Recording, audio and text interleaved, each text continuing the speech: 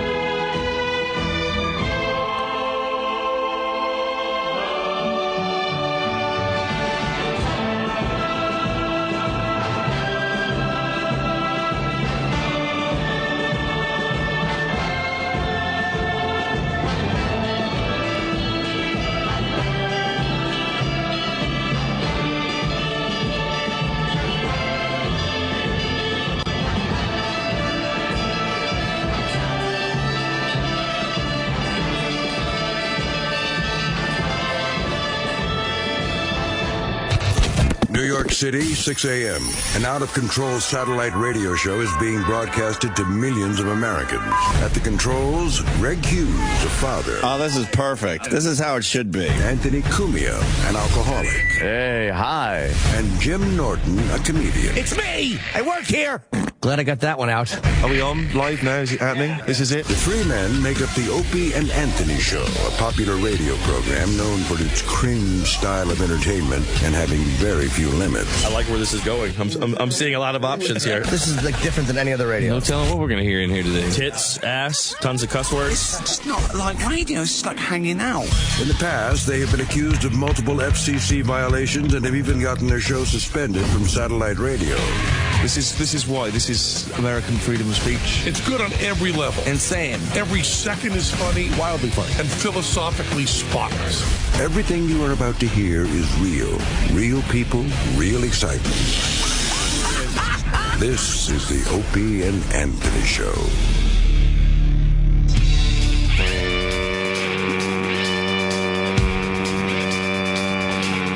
Oh, man. An airplane. Like that. There we go. Hi. Good morning, everyone. How are you? And isn't it a fine morning? It's a beautiful morning. Where the fuck is spring? Yeah, again, it was a little chilly out.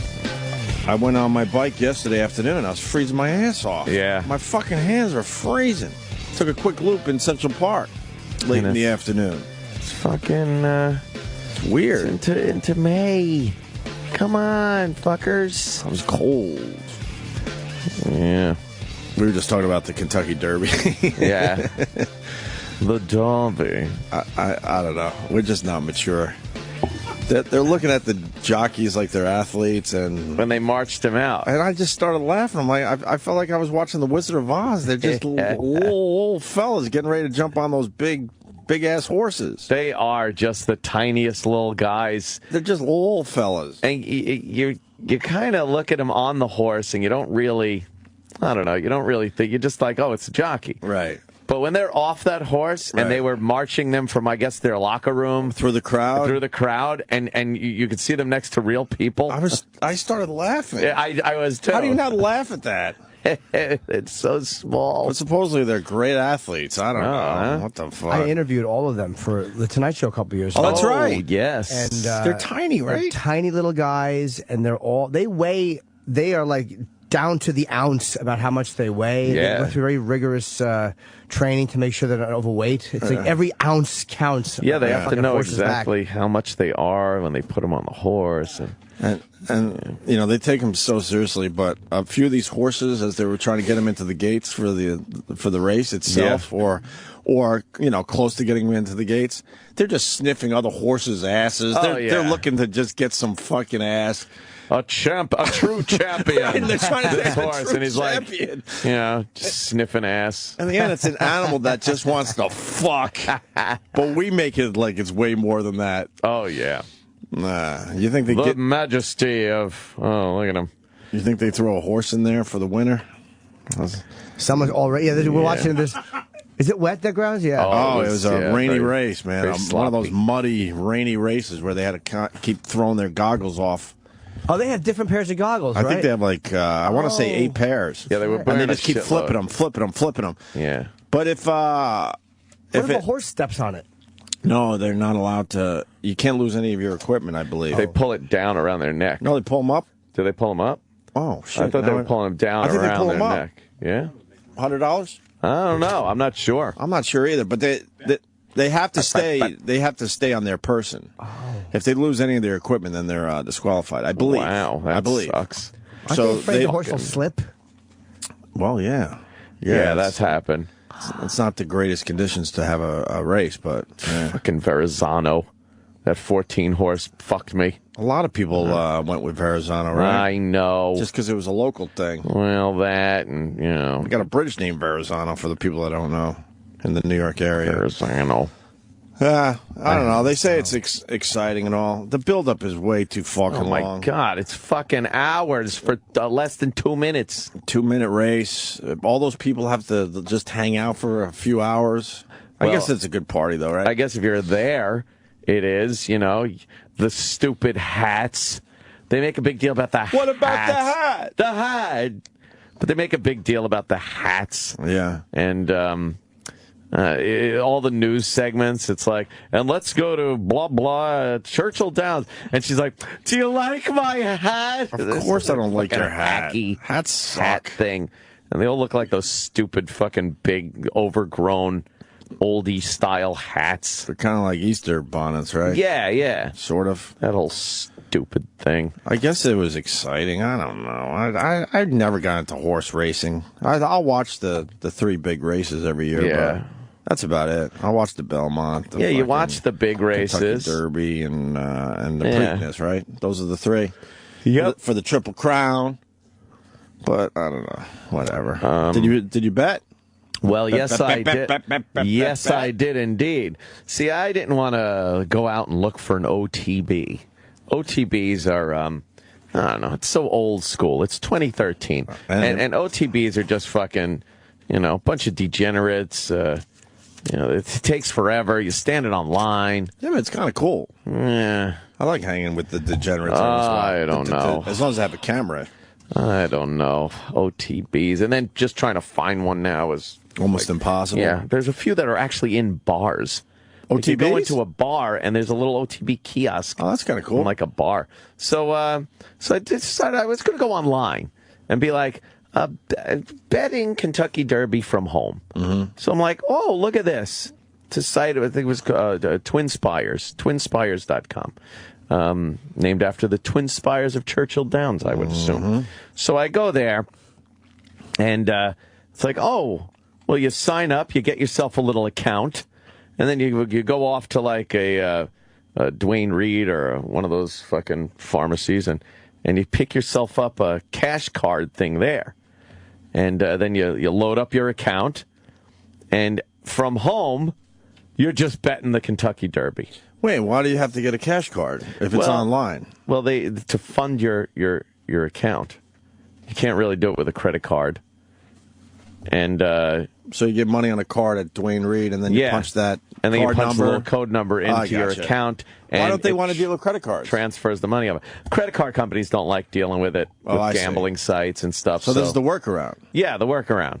So I went to the pharmacy. Wait, what kind of card do you get at the pharmacy? It's called a money pack. Oh, okay. A green point, is it? Money pack. Okay.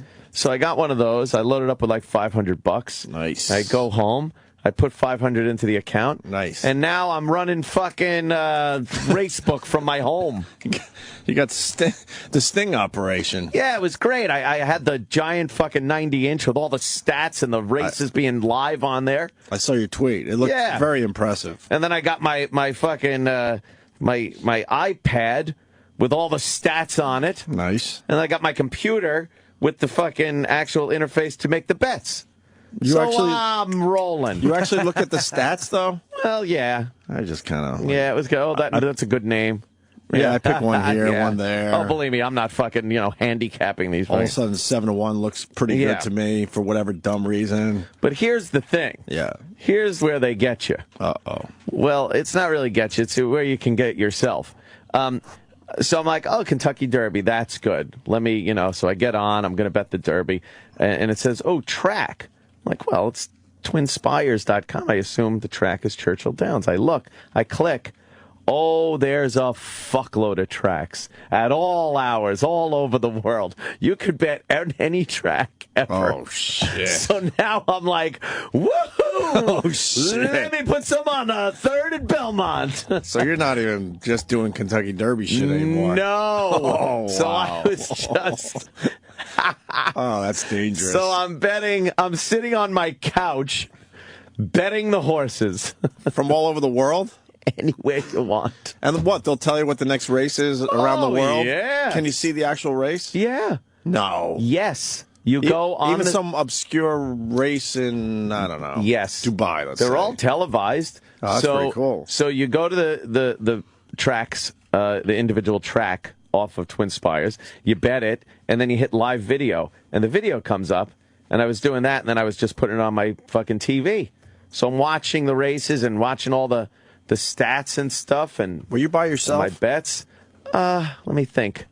Yes. It was Sunday. It was great. I was moving and shaking. It was so... Just by yourself fucking betting horses. It was thrilling. I'd hear like... I'm like, here it is. That's not a bad hobby, though, because it's not addictive.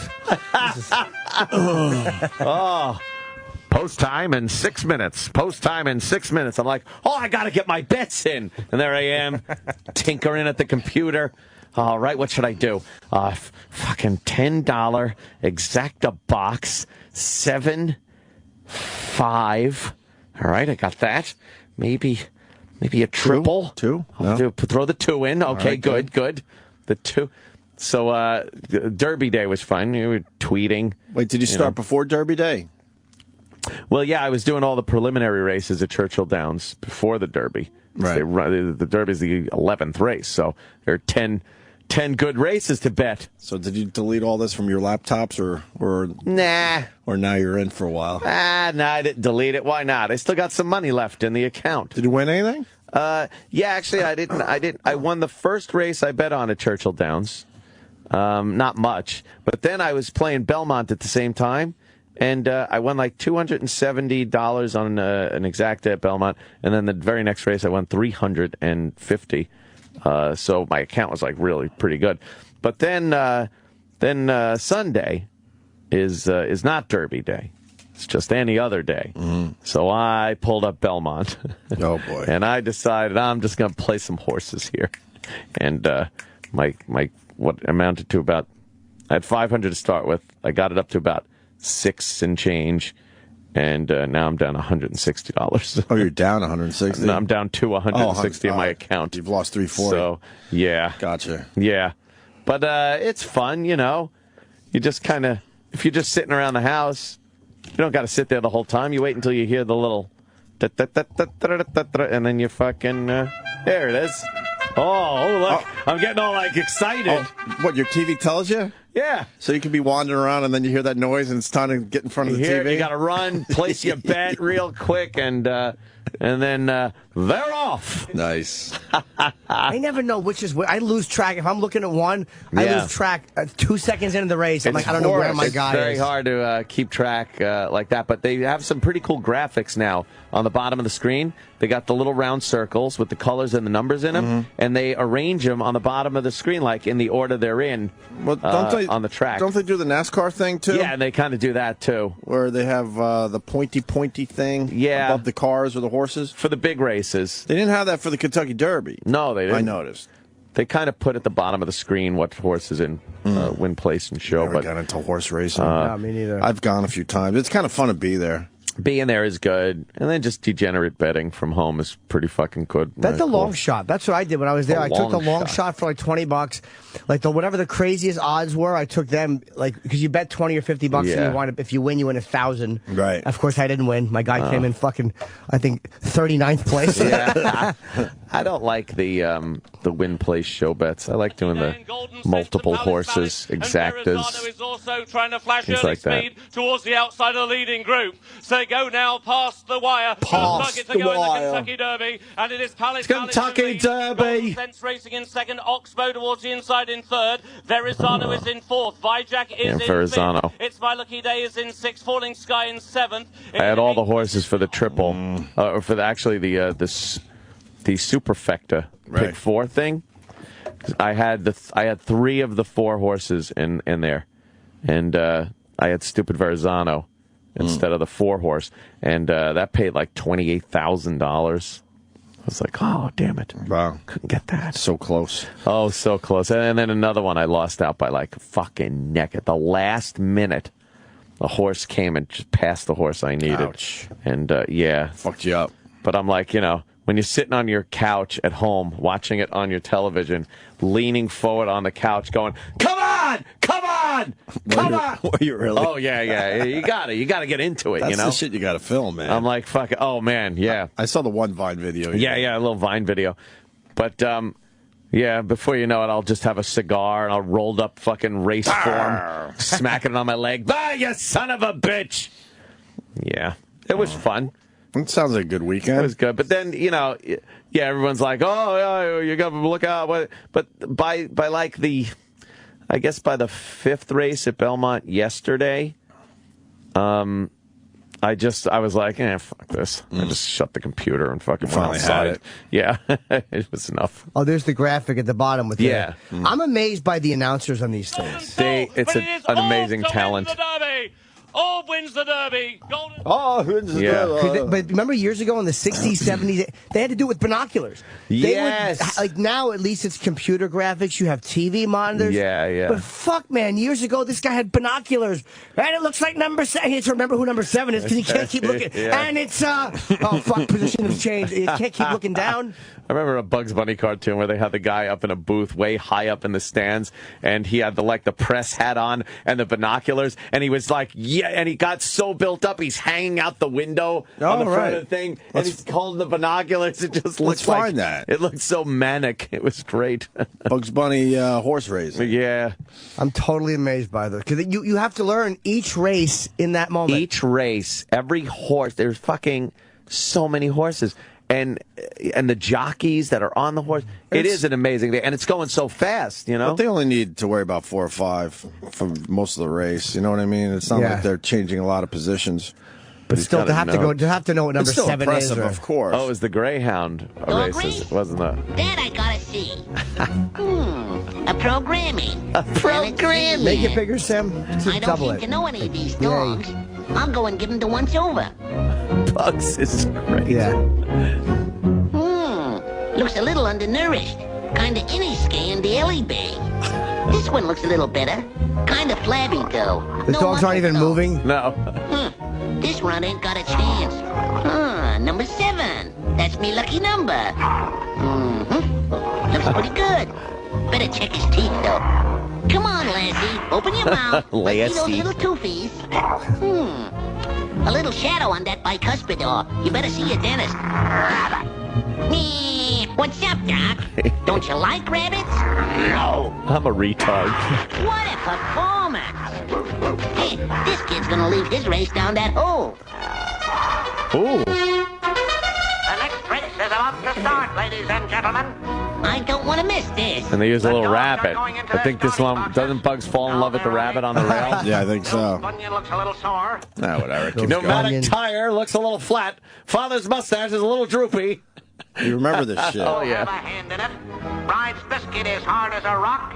Grandpa's folly is out of it. He's being scratched. Now they're ready. There goes the buzzer, and there goes the rabbit. Ready? Oh, yeah, the fake rabbit. He's all horny for the fake rabbit. Wow! What a hunk of feminine pulchritude. He's all horn dog The now. dogs are going Oh, wild. dog's right. And there they go. What? Dogs chasing that cute little bunny? They can't do this. Chivalry is not dead. I'll say. All right. It's a classic. Yeah, it keeps going. And Yeah, going. it's on YouTube. Go have fun. Yeah, so that was the Kentucky Derby weekend. Were you watching any of the playoff hockey? No, I wasn't games getting into going it. down, I did hear. I kept tabs on Twitter, and oh boy, what happened there, huh? Fucking Islanders almost pulled it out yesterday. What in happened? overtime. Fucking penalty called in overtime. A penalty in overtime must be pretty blatant. It wasn't though. No? It was a penalty they usually don't call in overtime. But I'm not one of those guys. Overtime. I'm not gonna be one of those guys that bitches because it happens fucking for both fucking teams. Playoff hockey, They usually overtime, a penalty. It better be. They usually let them play in overtime. That's crazy. So the Islanders lost an OT. The fucking Penguins had a power play. I noticed. I saw your tweet. I was trying to keep my mouth shut, too. Oh, boy. Everybody was wondering. And then one guy. Everyone tweets me when the Islanders are playing, especially in the playoffs. So you're watching this game, and I'm sitting there like, of course I'm watching this game, but I don't want to fucking tweet anything. Well, one guy tweeted you, and it was like, hey, Islanders playoff. It's another close one. It's classic. They're in overtime. No tweet. You're not watching? And all Opie wrote was... What'd you write? It was like... Something like, I'm keeping my mouth shut. I'm keeping my mouth shut. Something like that. It's like, I'm keeping my mouth shut. Within minutes.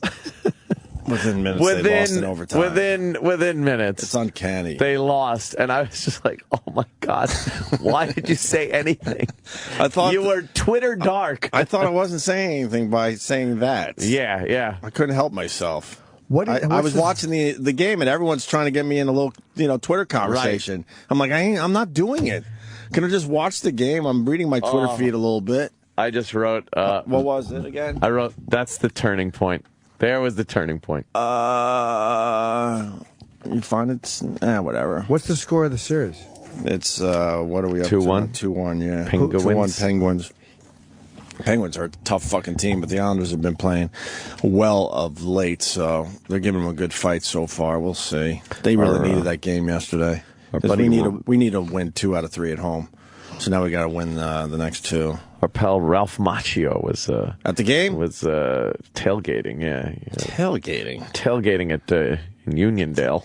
That's a rough tailgate. That's a rough tailgate. No, actually, they have a pretty good time in the parking lot. Yeah. Did you see they were like sledgehammering the car? But everything has to be PC now. Yeah. To get everyone motivated for the big game, they had a car with all the Penguins numbers on it, and you got a sledgehammer, that old gag. You know, kind of like the Bronco thing. Yeah, we did that. But they can't even, they took out all the windows. So now you're just smashing the car without windows. That's the best part of that bit. Oh, glass. You put fucking goggles on the people, and you hope for the best. You give them a sledgehammer, and they take out the windshield and the side windows. That's why you watch a bit like that. Yeah. But they had the fucking car in the parking lot with all the windows gone, because of course the stupid fucking lawyers had to get involved, I'm sure. They have to get involved with everything. It's very dangerous. You sure you want to do this at all? So now you just We recommend taking out the windows. Now you're seeing kids just hitting the car with a sledgehammer, just putting little dents in it. Who cares? Yeah. You know, the big photo op is the monster with the sledgehammer taking out the windshield, and everyone goes nuts. And then after that, it's whatever. Yeah, standing on the hood, just smashing the windshield in. But they're just banging this car and barely doing any damage. It's hard. You know, it's an old car to begin with, so who cares? You're putting a few dents in it with a sledgehammer. You think the lawyers got involved? Of course they did. Do they ever? Of course. But there's some great hockey games going on. There was a bench-clearing brawl yesterday. Yeah. In the Canadiens game. Would they have to throw everyone out? Pretty much. Yeah, this thing was amazing. Two Canadian defensemen behind the net, and Galchenyuk, who's playing center. I guess they didn't like that, huh? First time in these 2 games in a long time is just. Now the reason they fought is because they were losing. Yeah, it was a blowout, but this was kind of rare. You had a lot of fights at the same time on the ice. You don't see this that often anymore. No, they're all fighting. Old school. All 10 players. Getting beaten up. Look at them. They all fucking paired off last night. That guy's going at it. Having your shirt held on ice and having your face punched has got to really suck. They had 5 fights going on at one time. They're going to do their best to get White and Cowan out of this right now. Fighting is... I love it. Fucking crazy in hockey. I love it. You don't watch playoff hockey at all, huh? It's pretty damn exciting. It really is. For your standard fight, you just go to the penalty box, right, for a while. Wow, they're just beating the shit out of each other. So hard with the helmets now. Yeah, they're all slipping around. The ref is in there like, get the fuck out of here and go back to your bench. And in the old days, wow, they're still going. Still going at it.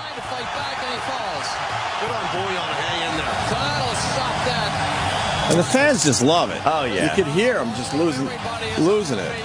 But if you fight in, basketball or something, you're fucking out. Oh, yeah. You're it's still accepted in hockey. Yeah. Baseball, you can't fucking do that. No.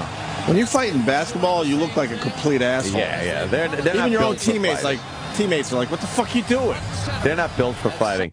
Basketball fights are usually some blindside fucking. The guy never saw it coming. Some lanky arm comes swinging around from 5 feet away. Yeah. No, these hockey players are just fucking crazy, man. Animals. Every bulldogs. single one of them has missing teeth. Yeah. How do you take a puck or an elbow to your fucking teeth like that? Are there the pretty boys that just don't fight, and then they got the goons that defend them? Yeah, it's changed over the years. I mean, now every team pretty much has a goon to take care of the fighting part. Yeah, you get a couple guys on each team that are fighting. Goon it up out there. That are still fighting. Old days, everyone fought. Without the helmets and shit. And something like that, then everyone would jump off the benches and get in the fight as well. But you're not allowed to do that. That's an automatic suspension. If you leave the bench. Yeah. But the old school, man, your guys were in a fight. Fuck this. And everyone just gets on the ice. It used to be amazing. Takes a while to clean up.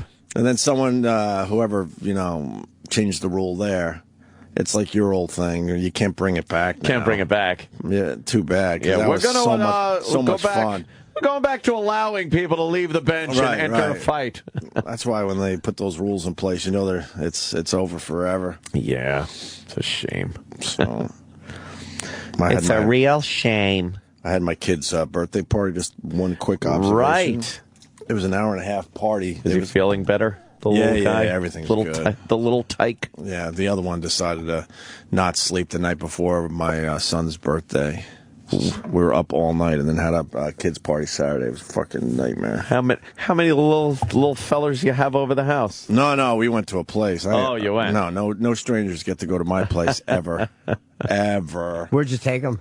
It's just where he goes to school. They do a whole birthday thing, but it's an 1.5-hour birthday. Do you remember this growing up? It was an 1.5 hours, and they had a lady that controls the whole thing, and every 15 minutes they were doing something else. I've never experienced this before. And then an 1.5 hours, done. 12 Really? to 1:30, 1:30, get the fuck out. I don't remember that at all. Do you remember when we were growing up or whatever, you went to a birthday party, you were there all day, it seemed like. Exactly. They had fucking activities. It was like time to do the bubble shit, time to sing a song, time to put a fucking costume on, time to eat cake. Get the fuck out. Sounds like a lot of activities. No time to open presents there or anything. Wow. Take your fucking presents and get the fuck out of here. Take a hike. Go Next. open them up somewhere else. Next. Did he feel like that was enough? Like were they all? Well, we got enough out of it. In his little 3-year-old brain, it made complete sense. But if you're a parent, you felt like you're on fucking meth or something. Like, what the hell's going on here? Let's relax and calm down a bit. When I was a kid, my parties were my mom fucking did everything and organized it and they were there all day, right? And it was like an all day event. You ran outside forever and played in the yard, whatever. Yeah. You were all excited right from when you woke up. And then your little guests started arriving, and then Mom would do things, the pin the tail on the donkey shit, and the fucking, other games, and then the presents and cake and food and shit. Yeah, then afterwards you just hang out and play. Well, I got hit with the PC shit for the first time. So the party starts, and the lady in charge, it's a costume party. And she goes, okay. Hitler costume? I would have accepted that one. Oh. All right, we have 3 costumes. You could either be... She says it to the whole room. Now, this is for your son. And everyone else, okay. Yeah. Oh, there's 3 choices for everybody. Yeah, they bring in a rack of fucking costumes. All right. And the parents are all on the perimeter, and more importantly, the fathers, okay? Oh, boy. Because the lady goes, okay, you could either be a dragon... Oh. A pirate? Or a princess? And I swear, you could just see all the guys in the room. They all cringe. They all just held their breath. It's like, oh, God, please. They all held their breath. Pirate or dragon, pirate or dragon, pirate or dragon. I'm proud to say my son picked pirate. I'm like, and then I breathed a sigh of relief. Imagine the little kid that's like, but if princess. No, son, you right. See. If my son said princess, what do you do? Do you jump in and go, hell fucking no? You go, son of a bitch. You call him pissy. How embarrassing for the other Oh, my God. But I felt like all the eyes of the fathers were all just darting around the room looking at each other like, you're thinking what I'm thinking, right? Daddy? Princess? We had no boy princesses at this party. But I swear, like, soon as she said the choices, we're like, seriously? Could be incredibly embarrassing for a father here. Why don't they say, for the boys, we have... Because it's the PC shit. That's what I'm getting at. Because wouldn't you just say, all right, for the boys? If the dragon could be a little... Yeah. Pirate or fucking dragon for boys, dragon or princess for girls. Right. Everything with gender has to be wiped out. It's like, imagine if the kid would have yelled princess, how the other fathers would all be like, and they'd all have to try to talk to the one like, it's all right, it's kid stuff. Why not? And then the kid's walking around as a princess? Oh, my God. Look at him sucking on the pirate's peg leg. It was just shoot, kid. But all the kids line up, and now you just see the anxiety of every parent praying they were going to pick the right outfit. See, the thing is, and even I guess even the little girls, if they picked pirate, that could have been a little weird. I guess not really, because not as bad as the little boy picking princess. The girls could wear any of the costumes there because you got that Pirates of the Caribbean kind of thing going on these days. Right. The girls can fucking dress like a pirate. That's not a problem. But the boys, the fathers. Imagine. I'm like, this is my kid's party, and now the anxiety of hoping my kid picks the right fucking costume. He didn't even bat an eye, though, right? No. Right to the pirate. Right to the pirate. All right. Well, in the end, in the end, for the people out there, whatever, But in the end, you'd prefer That but that's the thing people don't talk about. Like, if whatever, I'd be fine. You know, but you absolutely hope that he's a straight male. You know what? A lot of people don't realize. That's how fathers think. You know, they don't realize that fucking what you're hoping for. I gather. I'm not a parent by any stretch of the imagination, but I guess what you're hoping for is just that his life doesn't have to involve that undue stress and rejection and fucking the complications of being gay. Right. Like, it's not like, oh, God, he's gay, that faggot, I won't fucking talk to him anymore. No. It's like, you just like anything else. You don't want him to have to... It's still the easier way to go. Right.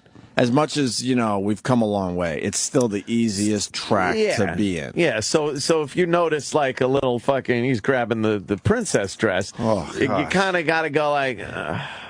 But every father, you could see no one's breathing. It was the most intense thing as everyone's picking out their costumes. I'm like, this is supposed to be a dumb kid's party. Oh, boy. Nobody wanted to be a princess. You know that every time there's at least one, or most times I would assume one boy that's I don't know, whatever. But it was a good time. And if you ask me, that proves that it's you're born into being gay. I think there are some guys that just, like anything else, like wiggers, they love the lifestyle. They weren't born that way, but they want to be. I think for the most part, you're born that way. But I think for the most part, there's a little percentage of people. Right, very small percentage of guys that are like it's their that. thing or whatever. But there was that fucking. Did you see somebody sent that twerking video of that fucking kid?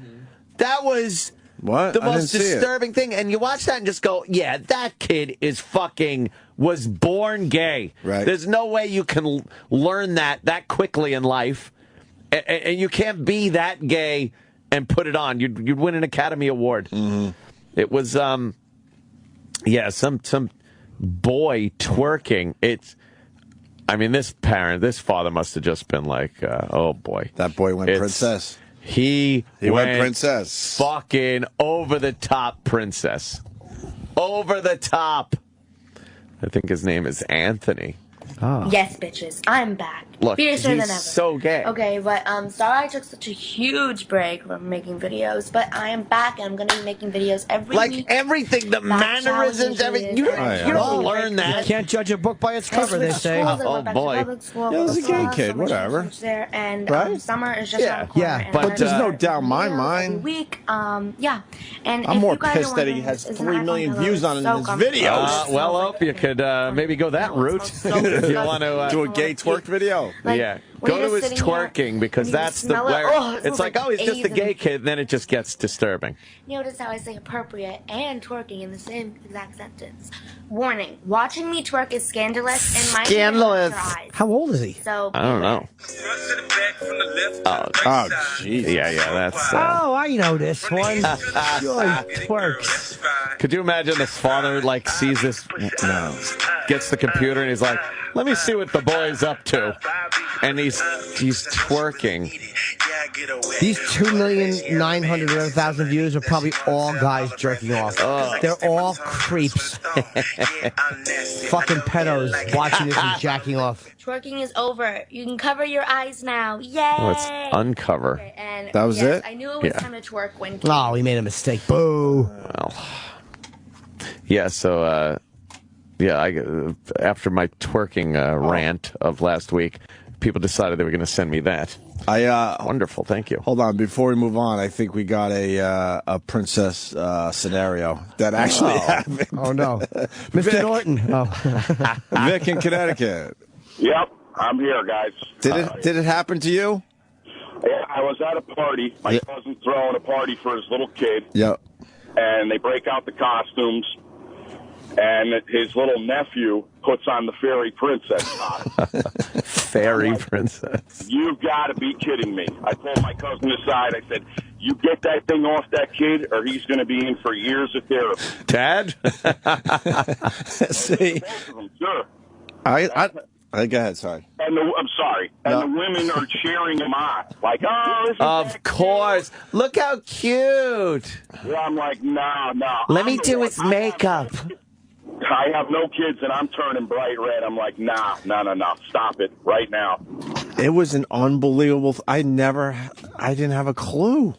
Wow. I didn't have a clue because I guess when we were growing up, if we had, it's too many years now, but if we had some kind of costume party, I think there would have been a few costumes appropriate. I'm going to just say appropriate for little boys, and then there would be a few costumes appropriate for the little girls. Right. But they just threw them all together. Yeah. And every fucking father sitting there. Oh God, please no. There was one Halloween where I guess I wanted to be a devil, and my mom comes back from the store with like a devil kind of costume and shit, and red like stockings, pantyhose, and she's like, "Yeah, you put these and wear these, you know," and I'm like, "Of course, you know." I start crying because I didn't want to wear fucking pantyhose. Yeah. Even pissy-eyed little Anthony knew that you don't fucking put on the pantyhose. So I made her find red jeans. Oh, God. And I Did wore it work? those. The devil wears red jeans. All right. Yeah, it worked. I'm like, I'm not wearing fucking pantyhose. Right.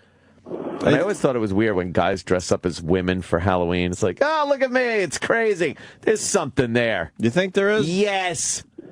You go to the party and like the big jock guy is like, look, I got the wig on, I put on some makeup, Look I'm at my wearing a tits. dress. My tits look good, don't Hey, they? everyone feel my tits, feel it. He's so fucking into it. Just stop. So Vic, what were the fathers doing when he put on the princess outfit? You know, I think I'm the only one who had that reaction. You know, maybe they're used to it. Maybe they're all dressing up in fairy costumes. I think most fathers would be thinking something in their head. I think it was mostly a room full of women, you know, and that's what really irked me. Right. Just my cousin was there in that circle when the costume was going on. All right. And he's just looking on with that blank face, and I'm like, come here. You gotta help that kid out. Do him a favor. And then he turns out to be the one that's the jock later on down the road. This is years ago now. So. Yeah, I guess in the end it's harmless, but I mean, you know, I saw the fathers this past weekend, all just hoping their kid was going to pick the right costume. Well, they always say you can't judge things, but like not judging right or wrong. But when you listen to that kid talk in the twerking video, every person hearing that would go, "Yeah, that kid's probably gay." Oh yeah. So how come? Like, if you had to go to court and go, what is he gay about? Voice, mannerisms. But what about the terrible? Yeah. You know what I mean? It's that when you break it down, we all kind of just sometimes know things intuitively, but you're taught that you should shut that part of yourself off and don't pay attention to it. There have been many instances where people have said, well, I heard on the phone and it was a black guy. And then it's, well, how did you know it was a black guy? It's like, well, I heard a certain dialect. What does that mean? What? And everyone gets so defensive, but you know it when you hear it. They try to make you uncomfortable by forcing you into the description. Yes. Right. Yeah. All right, Vic, thank you, sir. All right. And you're not always right. All right, man. You're not always right, but you're probably right more than you're wrong. Toothpick Vic. Hey, there's I caught my 5-year-old playing princess in kindergarten. My son used to put on a princess dress in daycare. Disagrees with us. Who disagrees? I don't believe Where's that. the disagree? I don't believe that. Friend used to, Megan? Let me see. Oh, Megan's a regular. She calls a lot. Yeah, disagree with you guys. I don't believe that. Megan. Someone's called Hi. Hi. Hello. I don't necessarily think, I got to say for the record, I don't necessarily think if your little 3-year-old son is putting on a princess outfit, it means he's heading down the gay road. I do. But as a father seeing that, it was pretty man, intense. But don't you think that it's just kind of your own hang-ups and shit? It's all the adults' problem? Of course it is. But that guy that said that the kid would be in for years of therapy, I mean, don't you think if you're a kid who does turn out to be gay, they're going to be in for years of therapy if your father was forcing you into pirate outfits your whole childhood and you wanted to be an artist outfit? I think we all realized that Vic was a little more closed-minded than the host of the radio show. Just a little bit. We all understood that immediately. Yeah. But Megan, you're not paying attention to the way kids fucking brutalize each other. Like the kid who wore the dress, the other kids would get on. But not at this age. Not at that age. Not at 3. Not at that age, but as time went on, they would. If there was a kid walking around if a boy was walking around in a princess outfit at this party, my kid's party, the kids wouldn't have thought twice about it. At that age, It no. would have been the parents sitting there going, oh, Jesus. But as time goes on... My son's friend would, every morning, he would run for the princess outfit and a crown and put it on. He wore it every single day at school, the dress-up stuff. All right. And the kids absolutely couldn't even, notice it. They just, that was what he wanted to do. Is he gay or is he too young to tell? I think he's gay. He was like 3 or 4, and I knew him really well, and I could already say I think that kid is going to be gay. Yeah. All right. His parents were supportive, so that was good. Yeah, that is good in the end. Well, absolutely. In the end. All right, Megan, thank you. All right, bye. Bye. I guess the point being, it was just very stressful for the Yeah, fathers. That's something. So you go, and what, how does this party work? Are there people, everyone? Or No, because he's at that age where, you just invite everyone in his little class. Oh, okay. Yeah, he'll never fucking know their names or fucking be friends with them. So that's what makes it weird. So you got kind of strangers just giving your kids, gifts. That is odd. He had a few of his cousins there and stuff, know, and a couple of his little friends. But in general, he didn't know anyone at his party. And why were he they knew him from there? What do you mean? Why were the kids that he didn't know there? We just gave invites to everyone in his class. Oh, okay. All right. Yeah. Dude, you should have put W. You should have put racial things on the seats and sectioned the kids off by race. Oh my God! Just to see how repulsed the other parents were. Can you imagine the outrage? Now I got more fucking shit in my house. Yeah. Oh my God, I'm getting pushed out completely. Whoa! What do you get? I'm down to one room that doesn't have any kid stuff in it. That's it. Yeah, it's ridiculous. And I'm lucky. I have a lot of space for someone who lives in New York City, and it's all kid stuff. It's everywhere. I got to wake up in the middle of the night and throw a lot of shit away again. Does he ever notice it? No. He doesn't know. I've thrown, well, maybe I shouldn't say this. Oh, boy. Got a lot of family that listens. I've thrown complete toys out that he didn't even touch. Just in the box? No, it was out. Oh, okay. But I look for the dumbest excuse, like, oh, God, there's a scratch on this. Gotta get rid of it. Throw it down the garbage chute. Just giant, displays. Oh, shit. Just to make a little more room for yourself. Yeah. But in the end, he doesn't notice. Yeah. And I have given a lot of toys and stuff to charity, but every once in a while, it's a pain in the ass to get it all ready, and I have to go downtown and stuff, so... Every once in a while, man, a big, chunky, fucking toy gets thrown in the garbage chute. Hear that fucking diminishing, echoey sound as it bounces off the fucking garbage chute. Yes. He's never once noticed? Hey, where's that thing I used to... Nope. No, you kind of have to be. You kind of have to figure out what he's actually playing with. What he likes. But I knew this one thing. I don't want to say what it was. He wasn't really, playing with, and there was nothing wrong with it. And I just fucking heaved it. Yeah. Yeah. Gave us a little more space. If you're looking for space based on just throwing away some toys, wow, you really are looking for just any free space. And the second one's about to crawl, so it's gonna be double now. Yeah, she's gonna need all her shit. Wow. I don't know how people live in New York City with kids that don't have a lot of room. Yeah, a little one-bedroom apartment. And there's a lot of people like that. 2 kids. Yeah, so that was my weekend at kids' party. I say you throw all their toys out and just give them books. Good reading material. Yes. He's got 100 books already. But make them both read before they're ready. Just look at the page. Look at this. Yeah. Wow. Birthday party weekend. But the fucking costume thing was so weird. Yeah. That was a strange little moment. Yeah, it's it was always weird going to other people's houses for birthdays. I liked my birthday parties because it was my mom doing everything. And you go over some house and it's just weird. Oh, I made some fucking walnut egg salad. And as a kid, you're like, well, no, I want cake. And is that a real thing? I don't know. Oh, okay. It just sounds like something that would be horrible. Sure. Everyone else's mom, they sucked. They didn't know how to make good shit, and their parties were terrible. Well, then the other thing is, my kid's opening up all his birthday presents, and then you have other kids in the room that start wailing because they don't understand that none of the presents are for them. Fucking kids are the most selfish, greedy little things. They don't understand. So then you have to, drag individual kids away, and the parents have to talk to them like, no, your birthday's in August. You gotta talk to them. Well, it is twisted that you have all these 3-year-olds in a room, and there's just one huge pile of toys for one kid and no one else. Okay, why am I not special? Right. They don't get it. They just assume if there's presents in the room, everyone gets some. Mine. Right. Mine. I remember being embarrassed at my birthday parties, like that everyone was giving me gifts and I didn't deserve it. Yeah, it would always be. Oh boy. I love the presents, but I would always be embarrassed. Yeah. Happy birthday.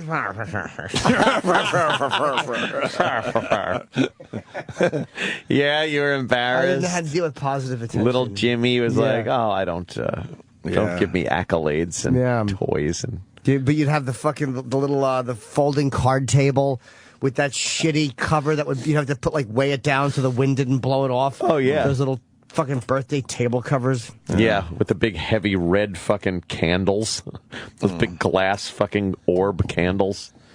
What are they doing with helium balloons? One last thought, and then we can move on from this shit. Yeah, we wanted our place to look good, so we got 100 balloons. Yeah. All different colors, and they're on the ceiling for the most part. Some with strings so the kids could play with them a little bit. Yeah. By yesterday morning, they were all on the ground. Really? Are they mixing the helium? They cutting that shit? Were they Mylar or they? No, we got a couple Mylars. They're still strong. Yeah. They're still up in the air, strong. But the basic helium balloon. Were they deflated a lot, or not really? But they weird. I'm trying to think. They might have. Yeah, they probably lasted 18 hours.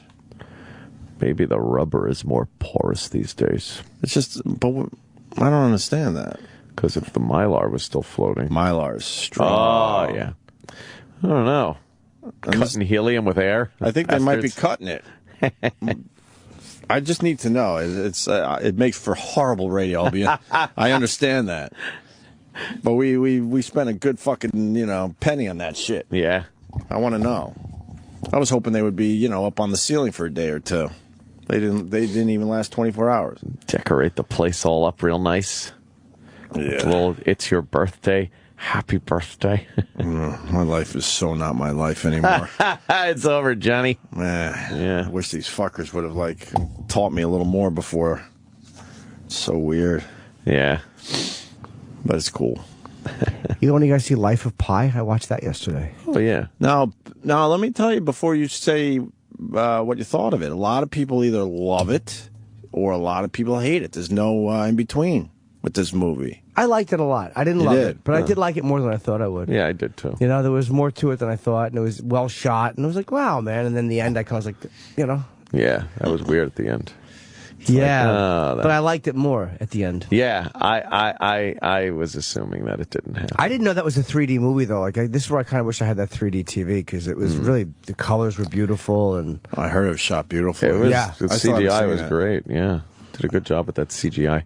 I'm the stupid one that read the book years ago. I'd probably rather read the book, honestly. I read the book. But I want to see the movie first and then read the book. If that makes any sense. You liked it, though, huh? I did, man. Yeah, it was... Do you think that happened, or do you think... We all know what option it was. Right. Yeah, we all know. We all know, don't we? And then I saw Amy yesterday. We were talking about it. And she told me it was a metaphor for religion. I was like, oh. So if you haven't seen it, turn the radio off for a few seconds. I'll give you 5 seconds. Well, hold on. We'll get the answer to the helium fucking boat. Okay, yes. And I'll give people a chance to fucking tap out for a minute. Matt, go ahead. Yeah, I think it's because of latex allergies. They changed the material in the balloon, so Anthony said it's more porous. Oh. Maybe the helium comes right out. The latex allergy? Yeah, kids have latex allergies. Ew, yuck. Nothing in schools with latex. Doctors' offices, no more latex. Well, I didn't know you could be allergic to latex. What about the rubbers? Yeah, I guess. That's my problem. Latex rubbers. Condoms. I think it's actually a powder that they put inside of the... Yeah, I'm allergic to latex condoms. It makes the blood rush right out of my cock. Exactly. Man, we just didn't have allergies growing up.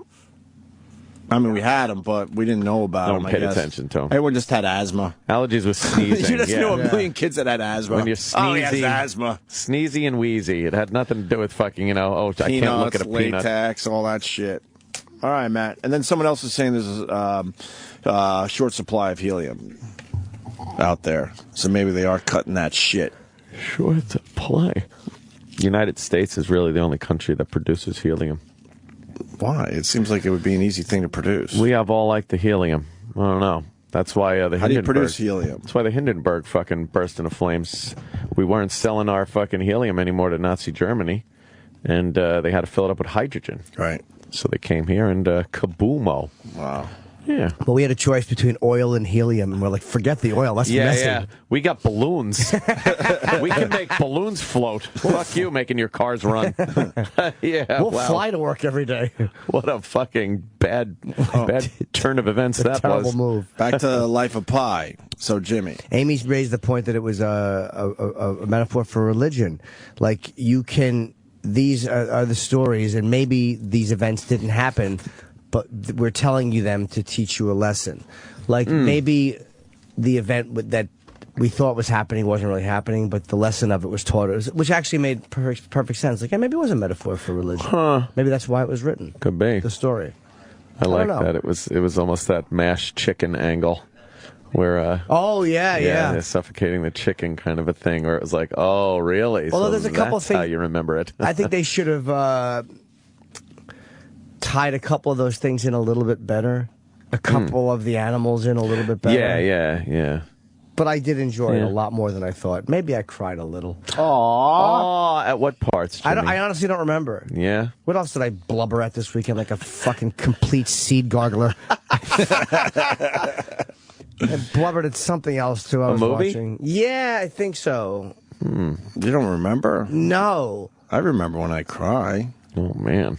You should remember when you cry, don't you think? No, it depends. I watch a lot of movies that make me cry. I can't remember. Was Life of Pi? It's something else. Watch, I go back. It's just some fucking X-tube porn. Well, now I remember. Yeah, I thought he was going to come in her face, and he didn't. The vagina. It was so mean. Yeah, it was just so beautiful. So beautiful. What was it? I don't know. Fuck. Why don't we break? I don't know. Our food is here. Jimmy's going to try to figure out what he cried at this weekend. We got Doug Stanhope coming in today in about an hour.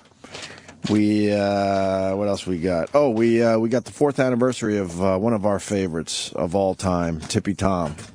The anniversary of his death. 4 years? 4 years ago today, we found out that Tippy Tom kind of left us. He was our homeless friend for our newer listeners. Tippy Tom! He came in as a goof, as a homeless goof. Yeah. Just to kind of, point and laugh at, to be completely honest with you. And then it turns out that we all end up loving the fucking guy. And he gave us great, great radio. He was a good one. Gave us great radio. Yeah. And he's pretty much everyone's favorite around here. Definitely in the top 5 of all the people that have come and gone from this radio show over the years. Classics. So we're going to, play some Tippy Tom clips in and out of breaks today? Sure. Something a little different. So it's officially Tippy Tom Day, huh? Ooh. Yeah. All right, E-Rock, hit us with one. You got 30 seconds, Papa Rock, to make Francine say what's on the paper, okay? He's thinking, all right, what is it? Whisper it to everybody, Jimmy, out there in Radio Land. Things on a plane. You didn't hear that, did you, Francine? Things I guess that one real easy. a plane. All right, here we go. Here's Papa Rock. Go. Stewardess. What? Airplane. Things on a plane. Oh, wait a minute. But it wasn't you. This is the Opie and Anthony channel on Sirius XM. The Opie and Anthony Show presents Primetime Sam Roberts and one question with a guest we couldn't get.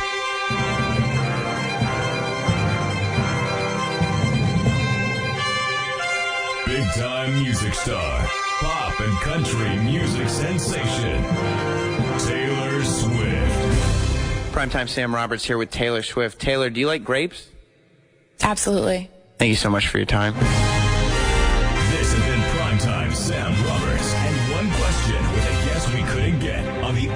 Anthony Show. Let's see how this comes out. All right? They're right there. All right, here we go. I got to break.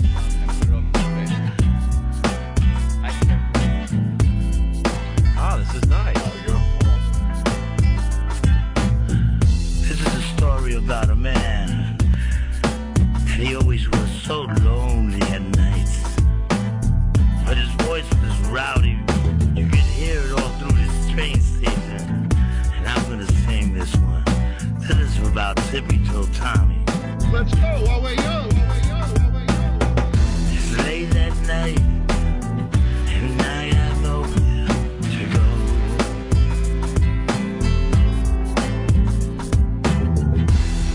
My money's gone and also all my friends. And the cop says to me, "Hey, you smell bad. Get out of here." And he says, "And you know I have an angel."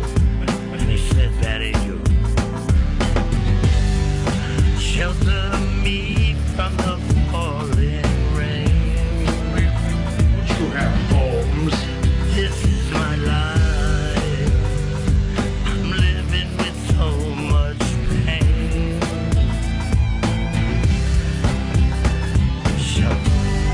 Shelter me from the falling rain. You have homes. This is my life. I'm living with so much pain. That's just a little piece. SiriusXM. The Opie and Anthony Show. And I think it's gonna be a long, long time. The touchdown brings me round again to find another man that think I am. Elton John sucked his 100th cock on this day back at... Wow. 41 years ago for this song?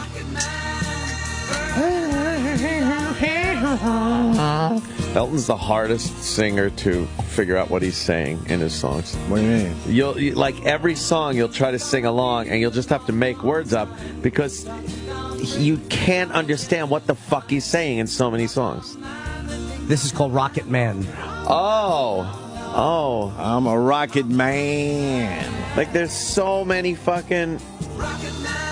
Put on another Elton song. Go ahead. Let me see. Just another one of his hits. I'll try to. How about Leave On? Well, maybe not that one. Oh, how about Philadelphia Freedom? E-Rock? Did you ever hear Candle in the Wind? Where were you? I'm right here. I only had Rocket Man loaded. I'm pulling the other ones up. Oh. I watched footage of Elton John yesterday singing at Princess Di's wake. He's great. That actually made me cry a little bit. Jesus. It was good. Oh, yeah. Oh. The live version. Live version, of course. Why are you playing the live version? I wanted it's the first title that came up. No, I wanted want the live studio version because you can't understand what he's saying. We don't want the live version. There we go. Bam, bam, bam. All right. Okay, hold on.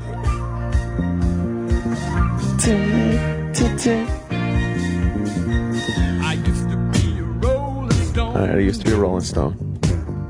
If the cause was right. The cause was right? Wow. Yeah, but that was tough. Yeah. To find the answer on the road. But I need to find the answer on the road. Yeah, but I understand what Ant's saying now, though. I used to be a heart beating for someone. Used to be a heart beating for someone? The times have changed? Look, you know the words. No, I don't. No? Yeah, this. Unless I say that more my work gets done. Really? Yeah. I live and breathe. Well, the choruses we all know, but it's like. I mean, I know the lyrics just from hearing it, but I've never read them. Yeah. No, I completely understand what Ant's saying, though. It's just. Your brain has to work a little harder. Just a little harder to figure it out. But he just didn't know how to write a fucking song, Elton John. He needed that Bernie guy. He needed Bernie Taupin. Bernie wrote like all of it, right? Yeah, all of it. But they shared credit on the writing. Yeah, because I guess Elton wrote the music, right? Right. And Elton knew the music, and Bernie wrote put it to words. Yeah, the wordsmith. That's a great team, though, if you think about it. Oh man, few hits. You think they ever, There's a tough one coming up here. lyrically. Yeah. Not here, but right.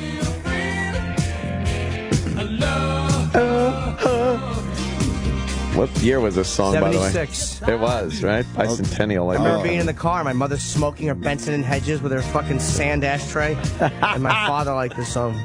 It's a good Benson song. and Hedges. Good tune. Elton John had a lot of fucking hits, man. Holy shit. I think this one is very hard. Okay, let's hear. I think. No. Not that part. People chew the city? Choose the city. Choose the city. I heard it, but...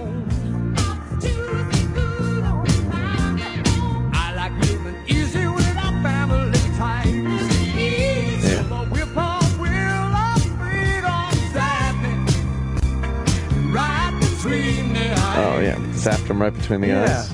Like jizz. He did have quite a few fucking hit songs. All right, thank you, B-Rock. Wait, I wanted to hear that part where you can't understand him. I think it's coming up. Is it coming up? Yeah, it's one of the verses. Jimmy just knows his song. Yeah. We picked the wrong song. He really knows it. It's an unbelievable song. What a toe tapper. That's all right. I never really liked this one. Oh, really? It's one of my Yeah. favorite Elton John songs. I guess it's the next verse. Yeah. I think so. He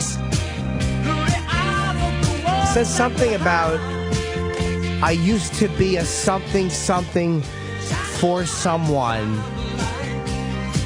All right, I used to be a 5 10 Paul. And I would always just throw in Big Bottom. All right, look at the next verse.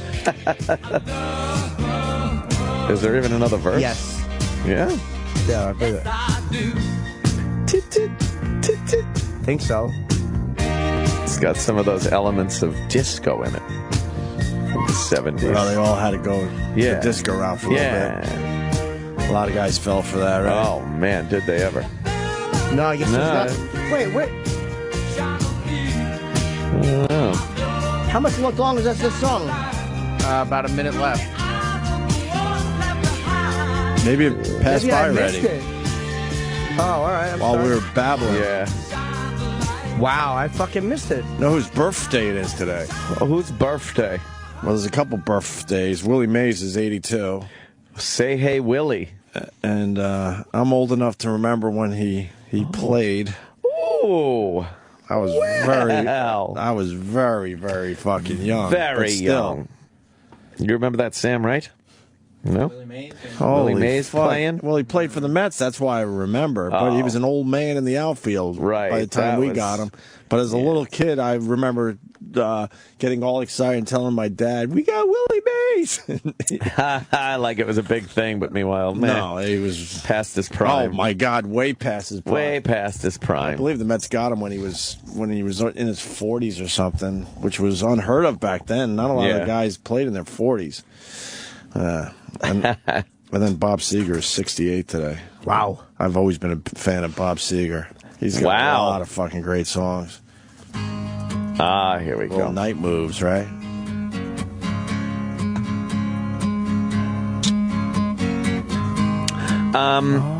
Yeah. I gotta tell you, this was in my wheelhouse back in the day. What do you mean? Well, all these songs were kind of like, you'd listen to them and be like, yeah, man, that's what I'm trying to get through, man. Thanks. He's talking to me, man. He's talking to me. This song's about me. Yeah. Is this the song with Points Up High? Yeah. Some firm tits is what he's singing about right there. Yeah, out there in the, well, maybe not 60 Chevy. But yeah, you know, you're listening to it going, yeah, I'm just trying to fuck this chick. Work on my night moves. I never liked him, but I think I never gave him enough credit. Oh, fucking love Seger's it's voice. all these coming of age songs Sure. is pretty much what he was You know why? Because that one song I didn't like, Old Time Rock and Roll, I kind of judged everything he did on yeah, that. that was kind of his like hacky hit. What about On the Road Again? That's great. That's the one Metallica covered. Yes. I prefer their version, but Do this ya? is great. Metallica did a great version, but then you always go back to Seger's version. Turn the Page. Turn the Page. That's what it's called, right? Yeah, Turn the Page is the name of the song. Yeah, that's a good one. And I'm sure you don't like Kathmandu. Yeah, I never liked How's that Kathmandu. go? I'm going to Kathmandu. And he screams it, you know. How does that go? Yeah, Catman don't. Good one, Chip. Thank you.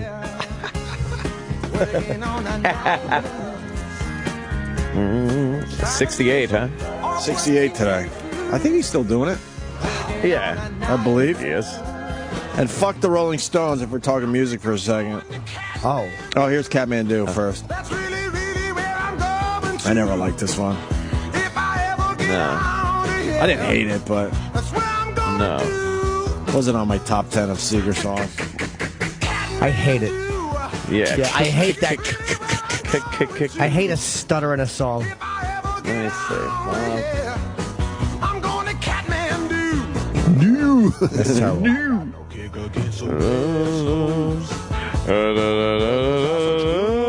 How about Turn the Page to fucking end on a nice note for Seger? You're making me hate him again. I just turned into a Bob Seger fan and now I'm against him again. Attaboy. Fuck, I love this. We should just play this whole fucking song. Oh my God. That would take a while, huh? Some highway east of Omaha. You can listen to the engine running out as one long song. You can think about the woman or the girl you knew the night before. Metallica did do a good version. They did a fucking phenomenal version. Yeah. Right here. On the road again. Here I am. Hetfield could really man up any song. Oh, yeah. And you don't feel much like riding. You just wish the trip was through. yeah. That one. I know one. See, here I am on the road again.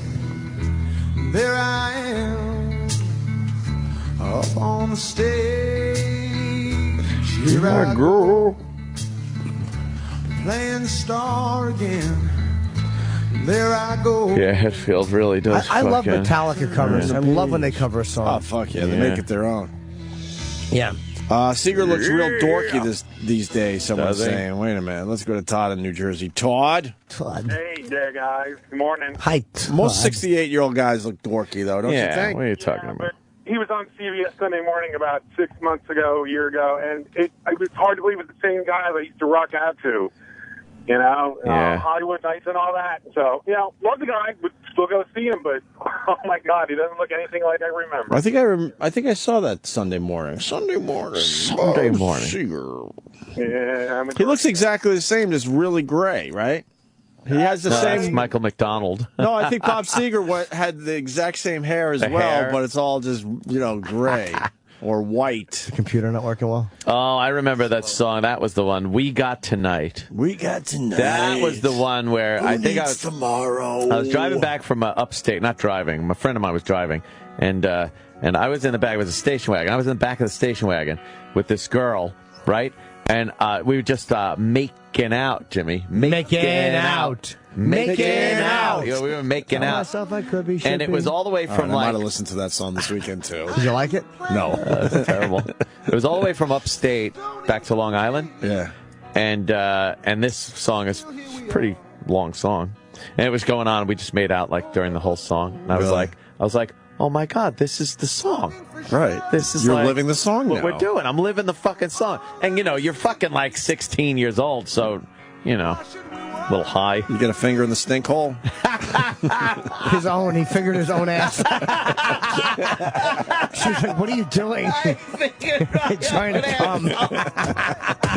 And cram down his dungarees. Oh, that's terrible. Fingering my own ass. Can you imagine how freaked out a girl would be if you were making out and just fingering your own ass vigorously? That's terrible. That's why jeans had holes in them back then. So you can finger your own asshole. Yeah, what are you doing? I call it ringing the bell. I'm ringing my bell. Yeah, because it was a weird thing. Because, like, you know, we had tonight. Who needs tomorrow? Like, and I didn't know. Like, we weren't going out. Were we going out?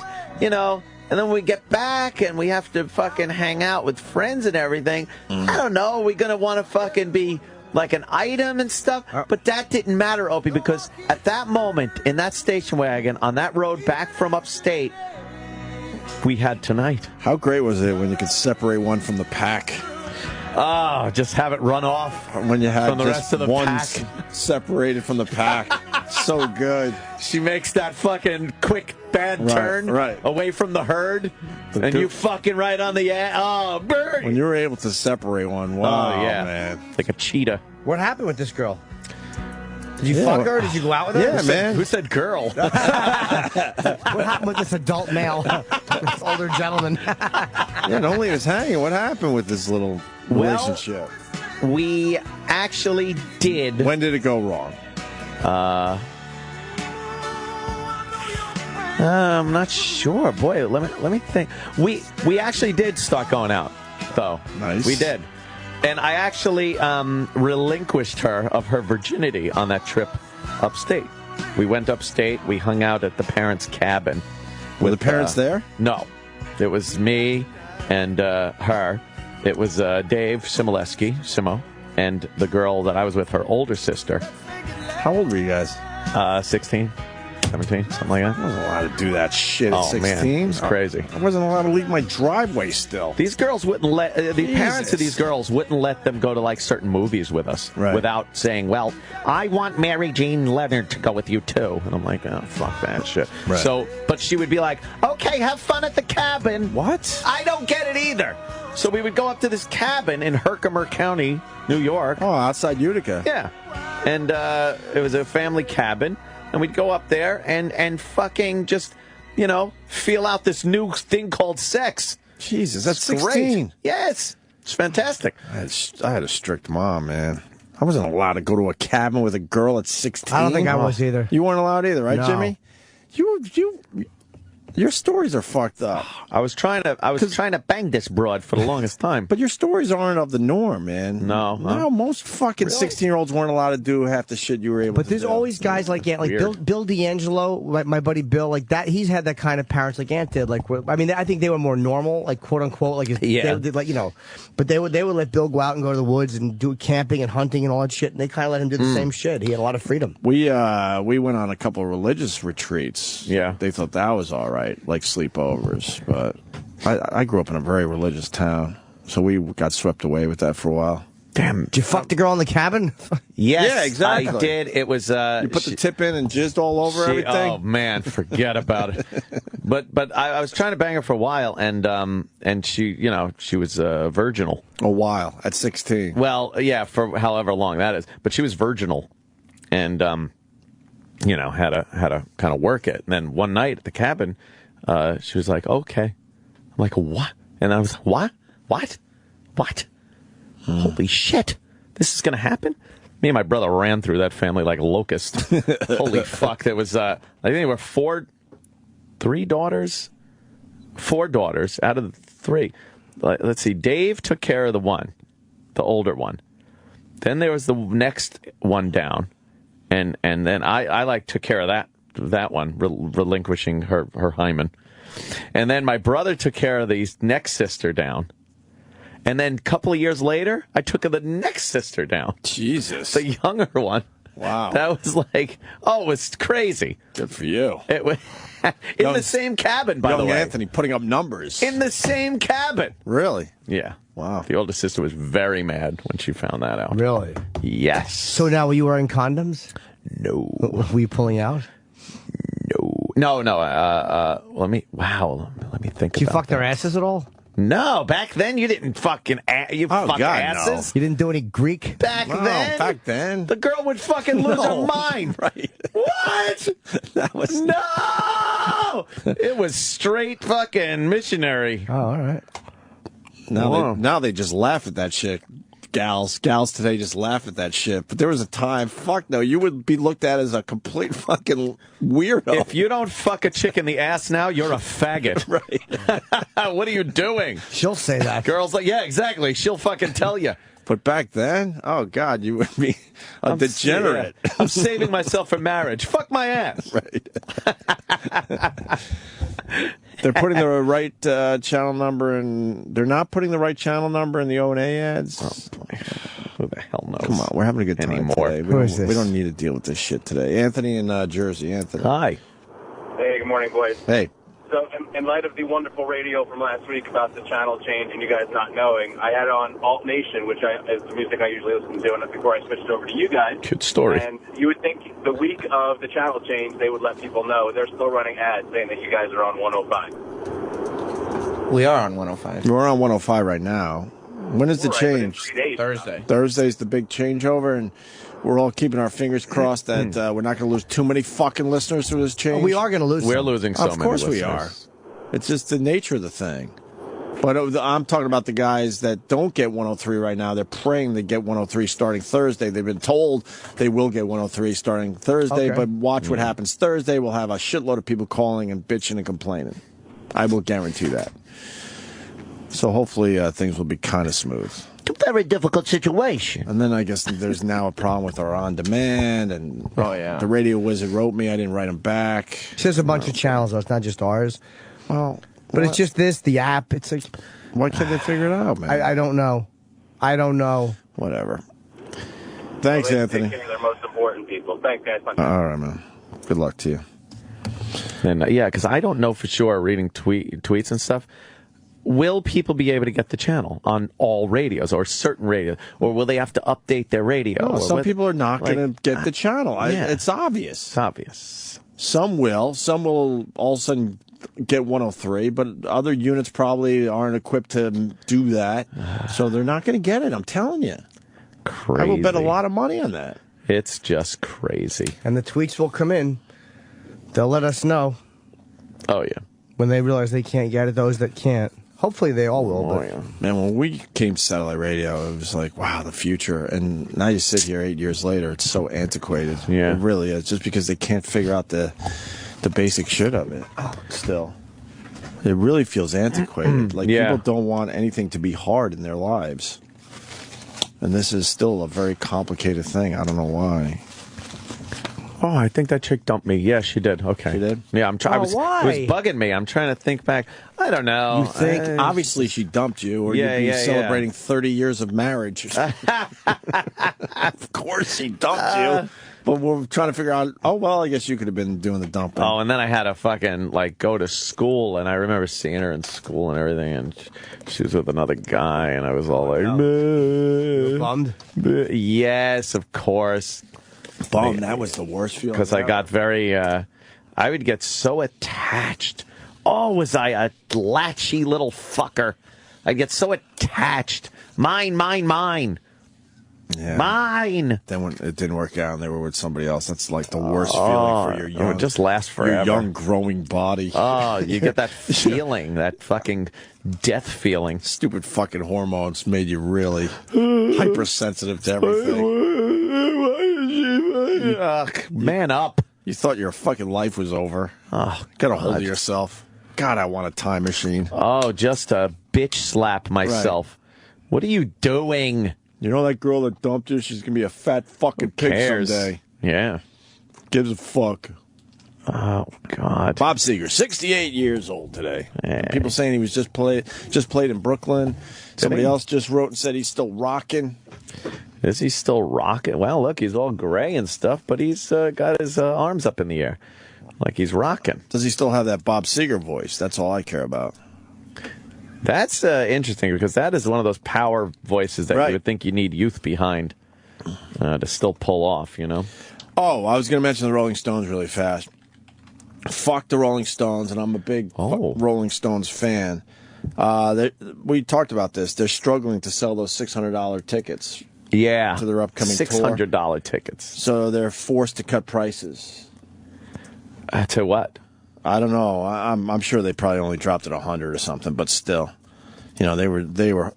I think a basic ticket was $600. I don't even think you were getting anything special for the $600. Just a regular ticket? It's not like fucking... I'm not positive. I think Travis might know a little more on this one than me, but I don't think you're getting anything special for the $600. I think that's a basic ticket to see the Stones. Here comes Travis now. Was that a basic ticket price for the Rolling Stones? You weren't getting anything special for $600, right? Those were some of the better seats. They were? Yeah, they dropped them down to $85 because they went from $600 to $85. They had to sell them. $600 to $85. Fucking assholes. Yeah, so it was basically a hey, give us $85. We'll tell you where you're sitting the day of the show. Wow. You go to Will Call, you pick up your tickets because some of them were in. What was the basic ticket price? Between $85 and $600, Sam? Yeah, I mean, highest is $625. Okay, so you were getting pretty good seats for $600. And then the but people don't lowest want them. is $165. You can justify that. Come on. They don't care. With a meet and greet, I could see it, but do they do meet and greets at all? No. No, I mean... No, there's a few packages. What are the packages? The hospitality package. Hospitaliano. That's $2,000. What do you get there? Click on the question mark. Oh, yeah.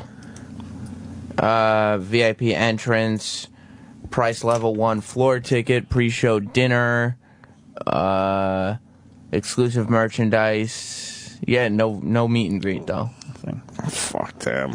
Fucking $600 for So, yeah, what? there was that was $2,000. Jesus.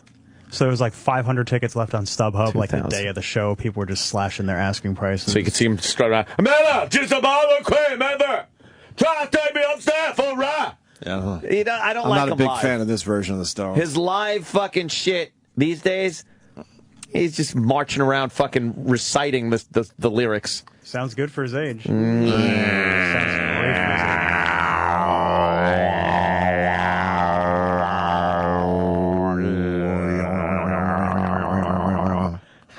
Noises. If you want to be in the tongue pit, it's $1,500. The tongue pit? Oh, God. I was in the snake pit for Metallica. And that's where some of that. the $85 seats ended up being. Yeah, they had to get rid of them. Back in, I want to say, 1989, 1990, I was in the snake pit for Metallica. I was underneath the stage. They played right above my head.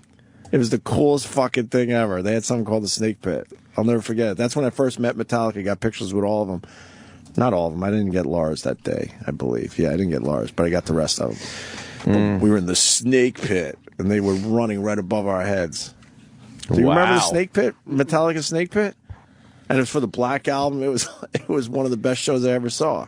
I never liked moshing or any of that shit. Never got into that. No. Could you look up the snake pit for Metallica? Is there a video of that even? I like Mosh Girl. And armpit. She ruled. She asked all those photos to be taken down. Well, No good way. luck. There was a specific website that was just like posting. But no all way. of They the- know who it is and everything? I She's think come forward. I think like the person who made that website like knows who it is, but I don't know who she is. But she rules. She's the best. Kid Rock is doing a tour. Every ticket, every show, $20. Yes. Jason, South Carolina.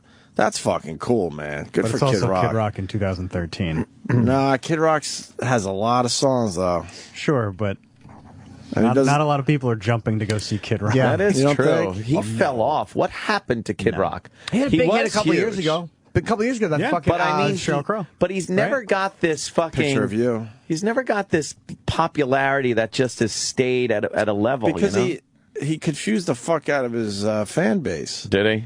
Yeah, because he goes into 4 or 5 different genres. Well, Yeah. look who he came out with at the same time. He's the only one that's still even sort of relevant. No. I mean, it was him and Limp Bizkit. Even though and- we don't like them anymore, Linkin Park is still Linkin selling Park a is lot. Linkin Park came a little after. Yeah. But yeah, Linkin Park is My still name popular. is Kid.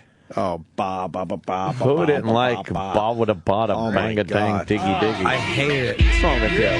Oh, this is great. I heard this the other day, man. This is good I shit. love this song. Every time I listen to the It's entire. okay. I don't hate it. It's all No, right. it's very good. This fucking. You gotta, like, crank this. You really don't like this? It's okay. You know, this was... When this first came out, you listened to it just going, this is the greatest thing ever recorded. Yes. This fucking shit was like... I gotta agree with you. You would just crank it so loud, drive Every like time. a lunatic, and music is over. See this part? What? This is great. Never loved It's- this. No way. The arrangement's great. And I thought it was cool because I almost knew the words. Yeah. I would jump in every once in a while with the words I knew. Well, you know all the heroes at the methadone clinic. Of course. I Yeah. much prefer his country shit, like Only God Knows Why is a fucking amazing Kid Rock. So he has some great stuff, but the rap shit I never liked. Get in the pit and try to love someone. Oh my God, yeah. It's just so distorted and shit. With Kid Joe, right? Try to love someone. Joe C. Oh, and people Joe just... C. Oh, Joe C, I mean. Right. Joe C. Little Joe C who left us way too soon. People just destroy each other in mosh pits. Fucking when you play this. Great song. Yeah. Jimmy hates it. It is a white trash anthem, you're right, but fucking good shit. All the gangs getting money in the heads, the bang bang, wild mustangs, the porno flicks, all my homies in the county and Cell Block 6. Oh, come on. Is that another jumping in point? Yeah. I knew Cell Block 6. Admittedly. Cell Block 6! That's how I sing the song, too. He rose up the methadone clinic. And to try to love someone, I know that. Yeah. I think there's only 3 little fucking lines I know in the whole song. Oh, see there? There they are. Hold on.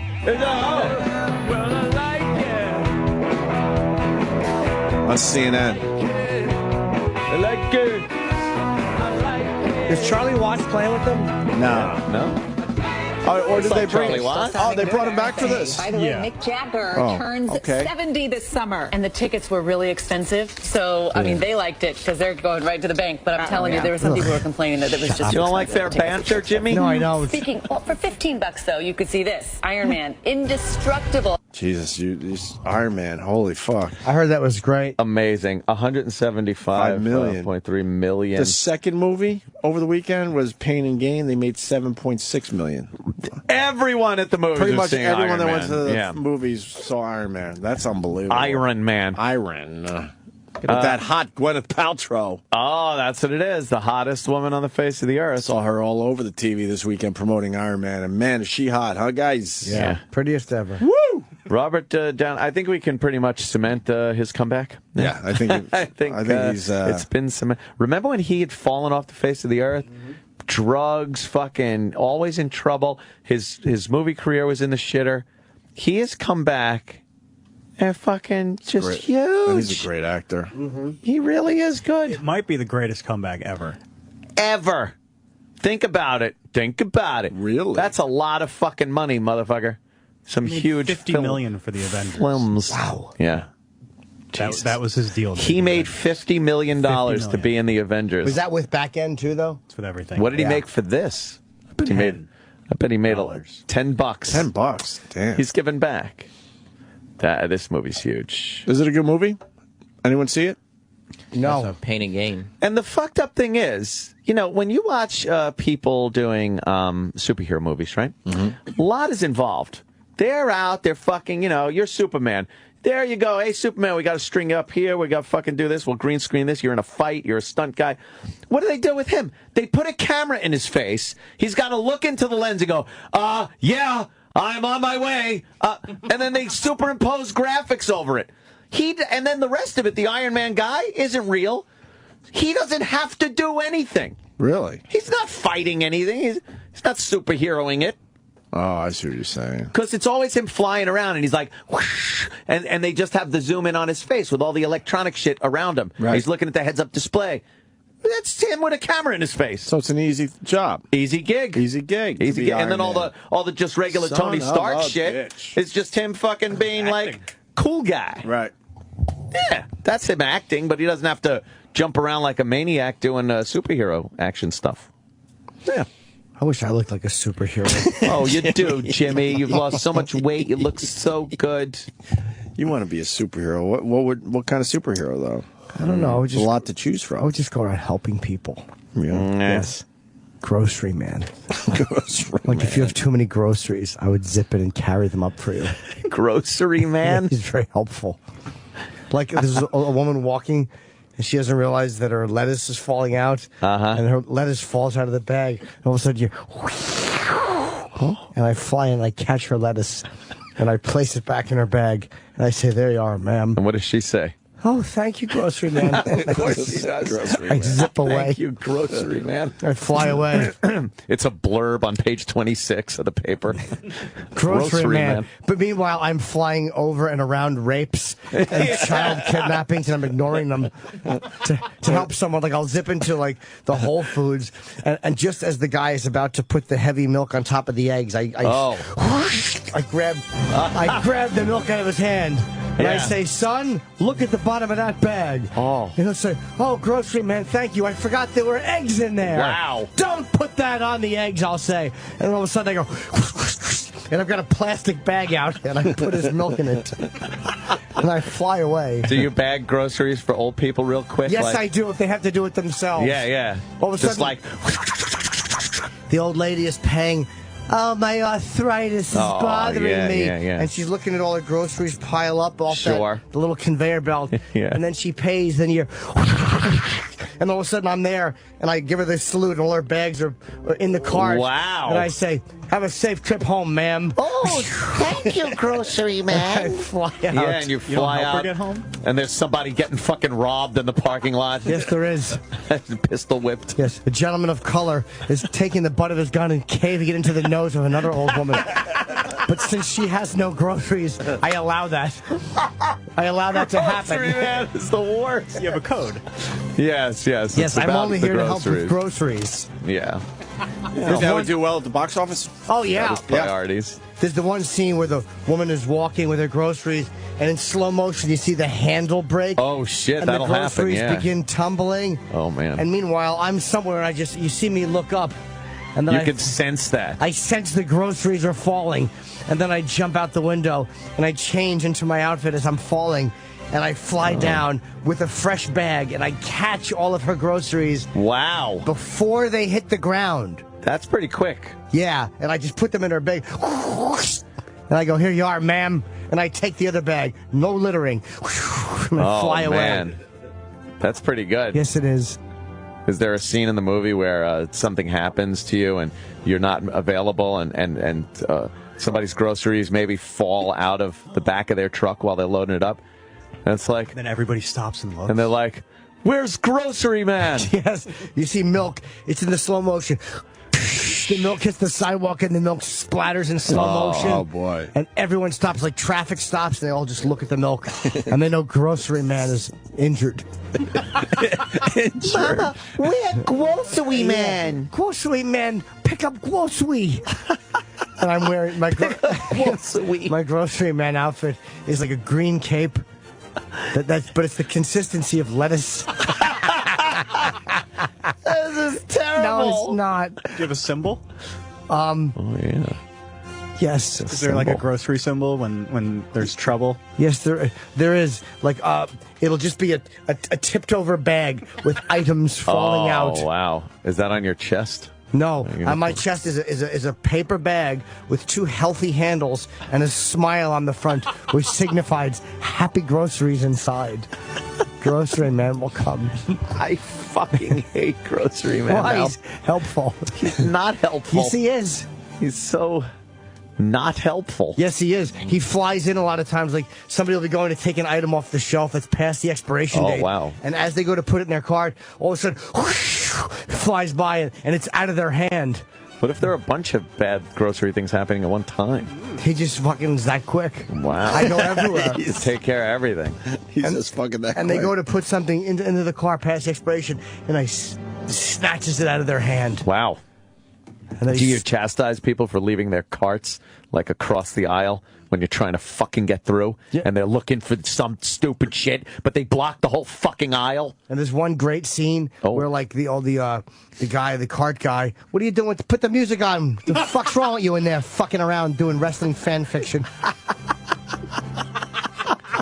So there's I'm telling you the climax. There's a scene where there's a guy pushing carts, and he's got like 50 carts. But there's a car coming down there, and he doesn't see the cart guy. Oh, shit. And Grocery Man flies in and lands right in front of the car and puts his hand up in the stop motion. Oh. And the car stops, and then he waves the carriage guy across the street. Oh, my God. What an insignificant hero. Yeah, it doesn't even sound like you have is. a nemesis. You're just helping people. His nemesis is probably Iraq, wants to eat all the groceries.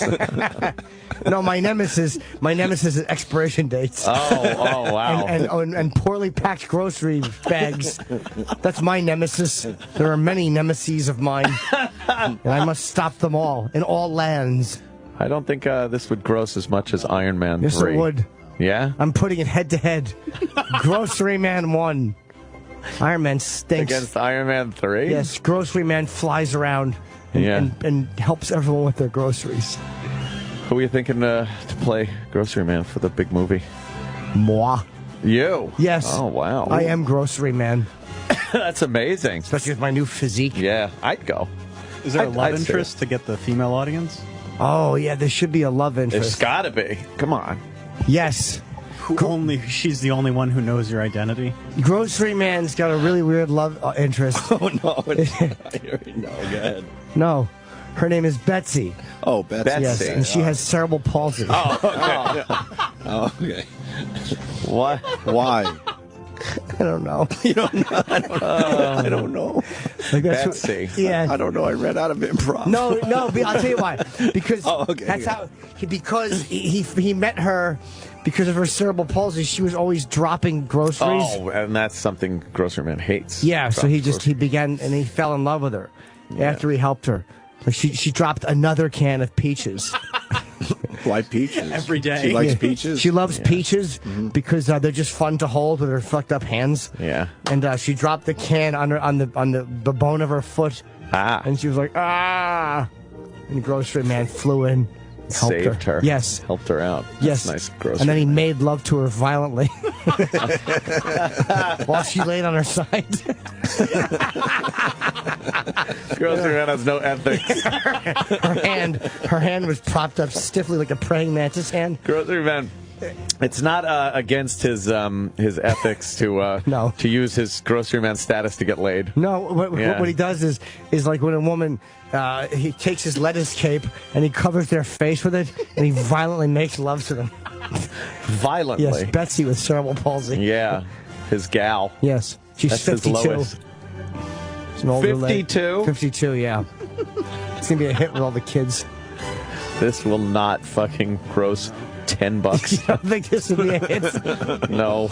You know what happened if it's going to be such a big hit that the headline is going to read Grocery Man, GROSS dash. Oh, yeah, for the gross. like that. Yeah, the big box office gross. What did the box office gross? Yeah, Rotten Tomatoes, not in this movie. Yeah, see? Oh, boy. How did Grocery Man first find out he had these powers? When he was a boy, when he was just a baby, his mother was running around, futzing around, and something fell off the shelf. Yeah. She was making some baby food, and she screams, ah! Because the baby food's falling, and his little fat baby hand so caught upset? it. Oh. Grocery Man caught it and held it up like, Mama! And she looked all like, Oh my God, you were in the other room. What happened? yeah. Grocery. That was his first. His first word was His grocery. little fat hand. Grocery. This is the dumbest idea It's not. I've ever heard. It's a fucking hit. No, it's not a hit. Yes, it is. We got to animate it. That's an animation way to That's a Grocery Man. big budget film. By the way, I saw the Pacino Phil Spector movie over the weekend. Oh, yes. Really great. I don't know how accurate it was, but Pacino was tremendous. Yeah. He was so good as Spector, man. He must have liked the wig because it was so high up on his head. It He's made in him wig heaven. look taller. Yeah. And my leg. And then I watched a documentary on Phil Spector, and you forget how many amazing songs this guy put out. Oh, yeah. Yeah, he was in there for a while. Oh, my God. He might be the greatest ever. Of course, yeah. All that big wall of sound. Yeah. Yeah, he was a musical genius, but what a fucking lunatic. That was just to hide all of his victims. Yeah. The wall of sound. Yeah, he hit him on the wall. Too bad they didn't knock down that wall of sound. They might have found a few bodies. He did. He was a weird dude. Yeah. And then he kissed me. He did fucking both big Righteous Brothers songs. And then he killed me. God damn, was he good. Can you find a Phil Spector song, E-Rock? Oh, You're busy in there having tough. some talks. E to the R. Looks like Obama decided fuck the Just for Men, huh? He's looking a little grayer. Yeah, but he's not dying it as much as he used to. Yeah. They just showed him on the TV. The telly. TV. Hey, Yeah. no one will bury that kid up there in Boston, huh? Good. Nope. Bombing suspect number 1. I guess there's a funeral home guy who's like, he's making some calls, trying to get this fucking kid buried somewhere. Well, Kid guy. a Worcester funeral home finally said, all right, we'll take the body. Worcester. Why? Because they're desperate for fucking But they can't business. find a cemetery to bury him in. That's the problem, a cemetery, yeah. Well, the problem is, like, what's his ties to Boston? Get him the fuck out of Boston and bury him somewhere else. Yeah, Why does it well, have to be in the Boston area? Take him back to Go anywhere else. Mother Russia. That's the biggest problem, is burying him in Boston. They're trying to go for an unmarked grave somewhere. And how about this? Enough But with this, the word will get out where he's buried. enough Islamic tradition and what is Muslim religion. Oh, How yeah. about this? Who gives a fuck? When you kill people in a public bombing, you lose all right to a religious They had to ceremony. wash him and Fuck that shit. Yeah, but the imams up there in Boston, Fuck them too. No, they're turning their backs on the kid. Oh, they are? Yeah, Good. Oh, okay. they're doing the right thing. They're Oh, like, good. we don't want any part of this one. Good. They've been very vocal about it. Yeah, saying no, man, we don't want to do this shit. Yeah. Someone else is gonna have to do this one. They absolutely have been saying that. But the biggest problem is burying him in the Boston area. Yeah. What's I his guess- ties? He went to school there, lived there for a while. He didn't live his whole life in Boston, right? Yeah, I think they've looked at 3 states so far. Oh, they have. Yeah. And everyone's saying, no, get the fuck out of here. We don't want you. We don't want you. I don't blame them at all. He doesn't deserve a decent burial. And if his family they're very religious, how about this? Too fucking bad. Too fucking bad. If your kid should have been buried with Muslim tradition and he died naturally, that's one thing. Yeah. But he didn't. He blew up people. Right. Yeah. He killed people publicly. So tough fuck 'em. shit. Fuck him. Just burn his body. That's it. Burn it and get rid of it. Because religion should mean zero. Yeah, look what they did to fucking Bin Laden. They just Even that they shouldn't have given him a Muslim slipped him burial. into the ocean. No. Just wrap him in fucking bacon like a scallop. Yeah. And throw him over the fucking side of the boat. Yeah, cemetery is rejecting the body. Let's see. Yeah, for 2 weeks, no one claimed the body. The elder bombing suspect who died in the night, he and his brother led police. Now the funeral home holding his remains is struggling to find a place to bury him. The brother's parents have said they will not fly his body back to Russia for burial. Why not? Why? That's where they are, right? Yeah, why? And Cambridge city manager Robert Healy said he would not allow the body to be buried in the city if requested by the funeral director. Good. Burn it and fucking just dump him in the sewer. The city of In the Cambridge. sewer. That's what they should do. Yeah. That's how a guy like that should be treated. Zero respect for his body. Zero respect for the religious beliefs he held. Yeah. They're all irrelevant. They should just tell the family, come pick up your Pick him up and your fucking son's you body, figure it out. and you figure it out. We're done with this. Yeah. And they had these explosions in, I guess, Syria, the Israelis targeting some of the military targets. Yep. And I saw a video. I guess some Syrians were taking video when some of these missiles blew up. Yeah. And even when other people's shit blows up, they just start that fucking Allahu Akbar, Allahu Akbar, Allahu Akbar, Allahu Akbar, Allahu Akbar, Allahu Akbar, Allahu Akbar, Allahu Akbar. Fucking, what is that? You're a bunch of fucking like little sheep. Reciting their little thing. Allahu Akbar, Allahu Akbar. That's lunacy. It's a scary world. Doesn't matter what's happening.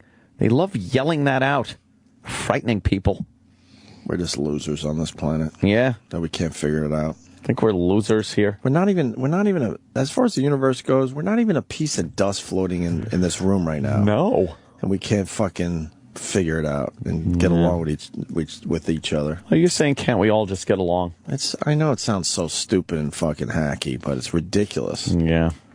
How exhausting this world has become. It's ridiculous. Yeah. Anyway, somebody said, "What's your kryptonite for grocery man?" Oh yes. Oh yeah. Everyone needs a weakness. It's a dark spot on the bottom of a brown paper bag. Because you know that means weak or wet. Oh. Canned goods are going to fall through. And what? He sees that, and what happens? If it touches him, he gets he does this. He doesn't like it. How does that prevent him from doing his grocery duties? Because he's like, oh. So he just skeeves out so much that he doesn't do anything? Yeah. Jesus. He doesn't know what to do. Wouldn't Fresh Direct be his kryptonite? Where, they just they deliver to the house. They deliver to the house, because then you're not needed. No, he doesn't mind that. Any groceries that are being handled properly, he's fine with. I don't like your kryptonite. We can't come up with a better one. That's it. Can't help it. It is what it is. That's it. It is what it is. Okay. We got Doug Stanhope standing by. Oh. We got to take a little break. Yes. I want to talk about the 3D gun thing. That's fucking scary 3D shit. printers. 3D printers. Making which these means plastic guns. You can make a plastic gun at home. An untraceable plastic gun at home. That can't be picked up on metal detectors either. Pretty fucking scary. Look out. Look out. Talk about that. Other things. We got Dr. Drew hanging up his celebrity rehab hat. I think Doug Stanhope had something to do with that. Oh, that's right. Oh, yeah. Oh, good. We'll say that for Stanhope. Yes. Then you got the Tan Mom putting out a pop song. Oh, God. And we do still have more Reese Witherspoon audio. Reese Witherspoon. Now we got audio of the cop talking to her after she's cuffed. Oh, okay. I want to hear that. Yes. It's very, very good stuff. Nice. And today's Tippy Tom Day. We learned 4 years ago, I can't believe it's been 4 years, that we lost Tippy Tom. And we haven't been able to find him since. No. So we're playing some classic moments from our homeless friend, Tippy Tom. Yeah. Ant's putting up 100. You put up the I put up 100. $100. How'd you win? If I win, then that's gambling, bro. gambling. Then you have nothing. But Well, let's just play with this. no, we got to go all or nothing. That's why I'm putting up 100. That's a good deal. You got 40. You only might got win. You're going 40. to walk out with $140. You're going to walk out with $140 and all these Suppose I beers. lose. Well, that Should have thought about that 20 years ago. see I go for it. that's gambling. You're getting odds here. You're actually getting odds. The Opie and Anthony Channel on Sirius XM. This is the Opie and Anthony Channel. Opie and Anthony Channel on Sirius XM. This is for my body. And you think I'm sexy. Come on, baby, let me know. Lonely? You're damn right. Looking for the time of your life? Are you single? Hygiene not an issue? Hepatitis C, which I've had for 20 years. Sit back, lube up, and dial Tippy Tom. Because I'm a slut. He's homeless, smells like a dumpster, and he's horny. Can you lick my For a bottle of Thunderbird, he's all yours. I'm a human being. Okay? I want to. Guys, I'm a faggot. I was a faggot from 2 years old. girls, I had girlfriends too. he's so drunk, he doesn't care. All right, who's next? Just name the place, and he'll be there. Around behind a dumpster or something like that. Call 1-900-SYPHILIS for the ride of your life. I know how to shake my thing. Not responsible for any diseases contracted as a result of sex with Tippy Tom. You're damn right.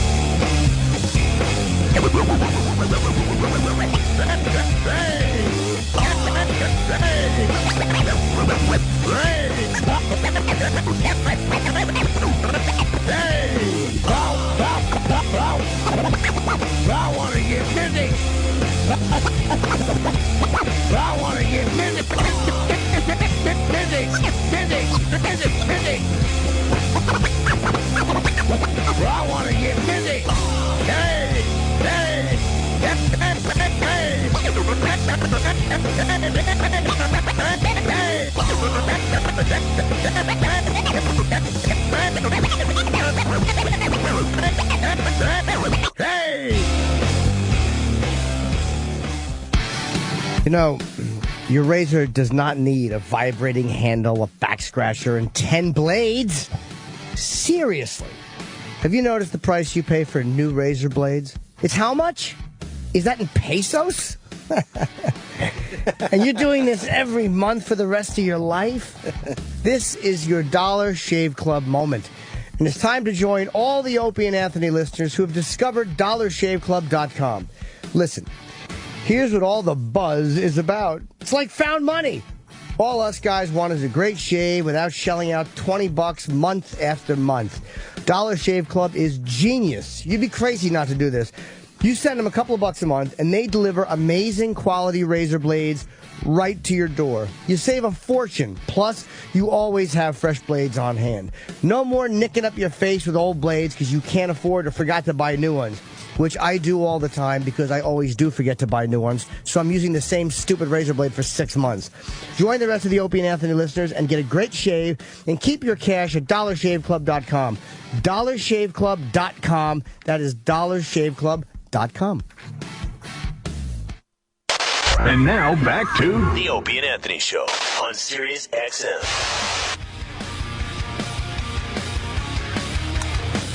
We got Doug Stanhope outside the door. Yes. Coming in, joining the program. He's dressed all nice. Interestingly. Yeah, he dresses like that now, man. He dressed like that when he was doing your yes. Here he is. Antisocial. Doug Stanhope. Hey, Doug. Got a suitcase with him? Why do you got a suitcase with you? Came right from the airport, didn't you? Are you running away, Doug?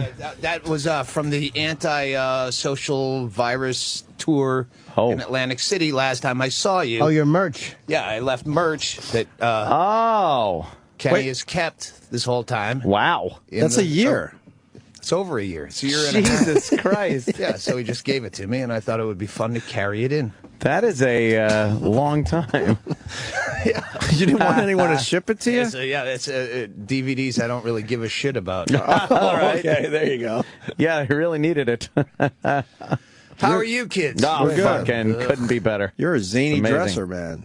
You got a look. I've Doug gone Stanhope's got a look. full tilt on old leisure suit shit. Yeah, that's like old leisure suit. I'm old enough now that people don't know if you're kidding. Like, right. If I was 25, I remember I used to have a suitcase. I don't know if you remember this, Norton, but I came to New York City one of the first times I came here, and I had an old suitcase like that. But flowered? It was yellow flowered suitcase. And I go, I'm going to New York City. I'm going to, like, a handle bag. Oh, my God. Like a Pan Am flight attendant would have. Walking around New York City. And I was skipping. I remember I was going to take this and I'm going to skip through New York City, and I did. Just looking like a mark. You look, he's trying. You were now nearly. that I'm old, I can wear a fucking 70s suit like this, and people go, I don't think he's fucking around. It doesn't look bad on you, though. I mean, like it's the you. wide It's all right. lapel is good. The color. Bright yellow shirt and a kind of a yellowish striped tie and a brown and white checkered pair of slacks, a pair of white Keds, and kind of a... that's the problem. I had to wear the Converse because I had to walk down here, and I felt, I'm not wearing the fucking Stacey Adams. Why describe it when we can white bucks? What about the old white loafers, right? Yeah, that's what I usually wear, but I had to walk here, so I put on the fucking Doug, why describe it when we can tweet it? Give me stand up for a second. Stand up tweet for a it. second. All right, here we go. We're going to be tweeting a lot. I have something. I can't wait. I follow you absolutely. Fucking great. Yeah, but you don't respond to the fucking direct message when I said, hey, can I come in the 5th or the 6th? You know what? Fucking direct. I miss so many direct messages because I just scroll. Like, I'll cut out entire chunks of Twitter. Like, if I go to sleep and then I wake up, I'm not going to go through that many. So I just I'll go like, I'm starting my Twitter life at this hour. I'm forgetting everything. Me would say I do the same thing, but the usual day-to-day me goes, they hate me. Finally, they caught on. No, they don't we fucking want love me having you anymore. on. No, of course not. How's where are you from?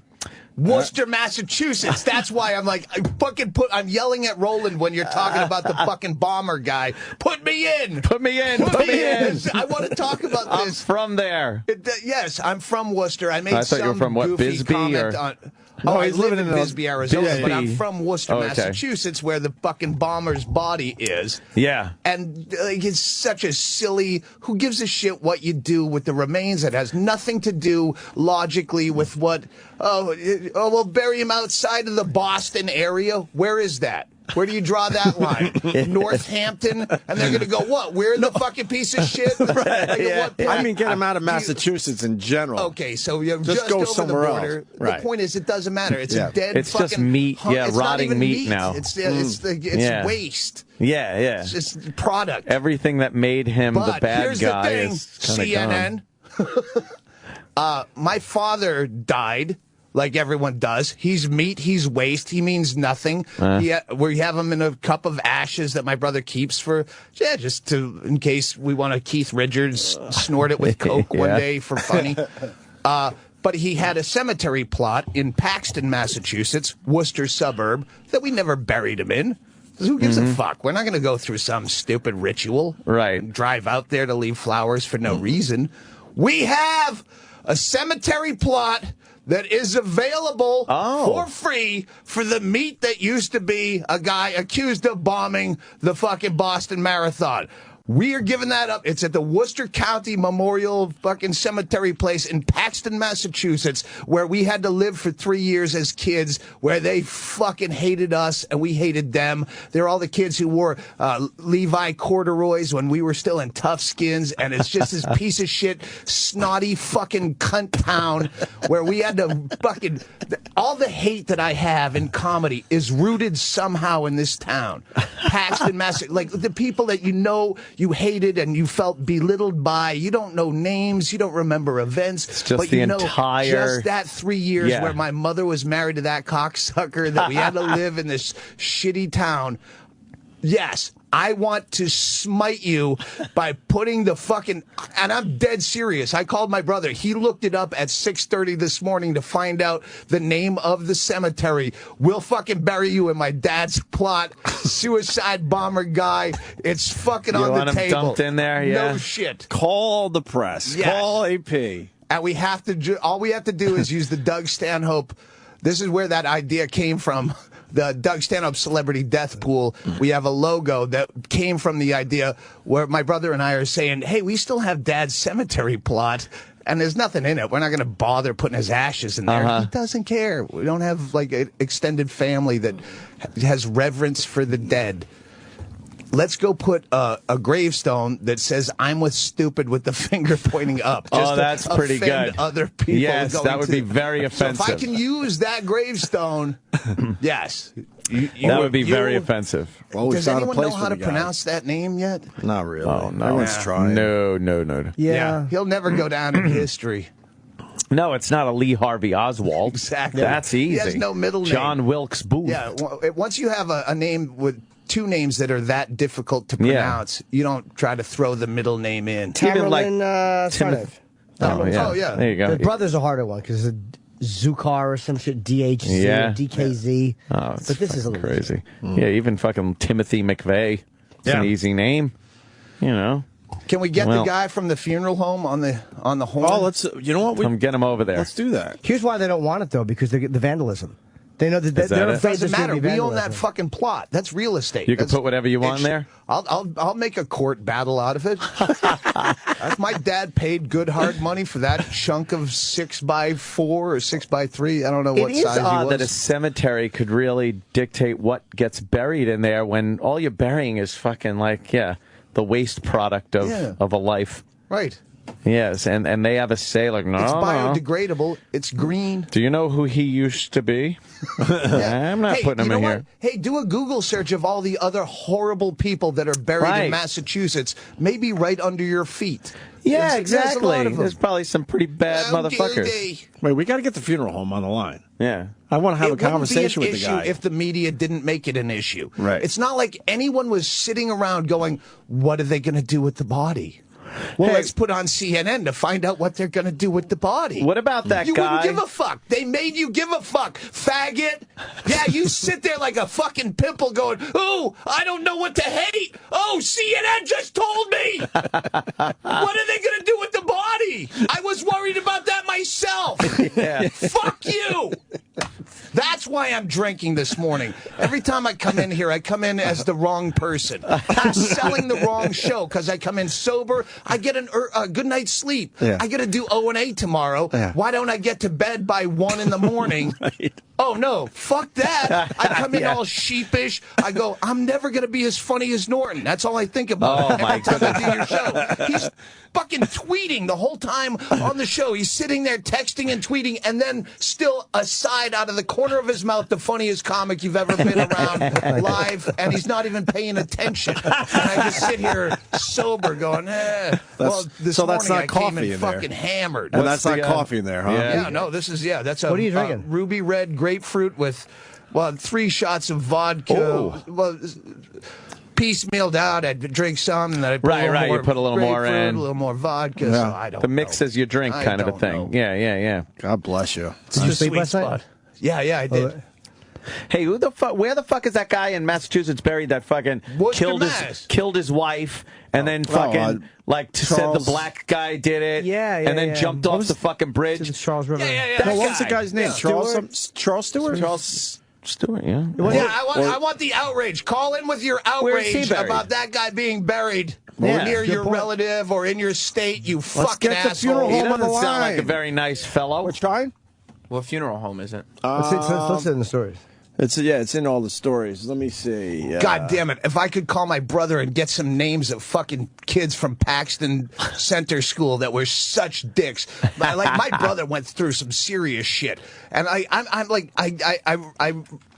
the last year, I go, give me names. I'm going to fucking find these people. I'm finding them. Hold on. It's good to have lists. Hold on, we're going to try to get this done. So it's Graham, Putnam, and Mahoney Funeral Parlor in Worcester. And the guy we is want to like get him on the saint line. in Worcester. If you read about the guy has gone out of his way to bury poor people, like people who are indigent, a lot of Hispanics, and they have a lot of reverence for that whole fucking Catholic shit. Yeah. Oh, we're gonna do this. A lot of ritual need to be done. Yeah, this is where my dad got his fucking catheter when he had cancer. It's not sacrosanct land. Fucking idiot. This doesn't matter.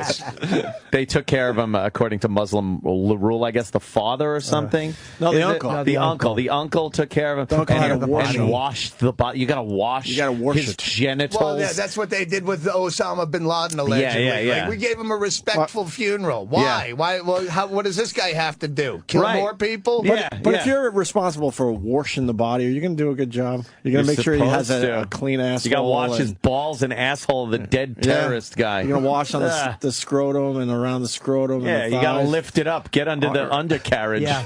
There, you got. Are you going to do a good washing if that was your job? No, you think? I'm not. It's not my fucking religion. It's not my business. No, I'm just saying if you had to. Would you do this Never. just if you were, say, washing like Bin Laden's body, even if you're not gay at all, just to kind of humiliate it? Would you lean over and suck the dick a little? Oh, Jesus! I thought you were going to go with poke his hiney with I a would finger. do it in England kind of way. Fucking Abu Ghraib kind of way. Thumbs up, dick in the mouth, thumbs up on a Polaroid. She looked like John Larroquette. I love Linda England.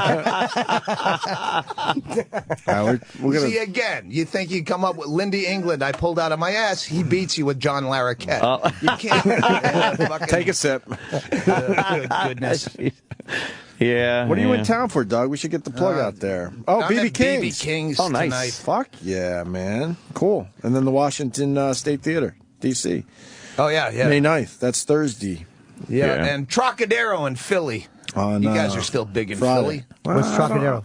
It's a place I'm playing. Yeah. It's a theater. Yeah. Theater-y. You're doing weeknights too. That's tougher on like a Monday night. And do you want to do weeknights, or they just put their head over? Before I quit completely, I just eliminate Friday, Saturday out of my life. And Yeah. just, like, all those fucking Joe Lunch Bucket assholes. Oh, did my Friday?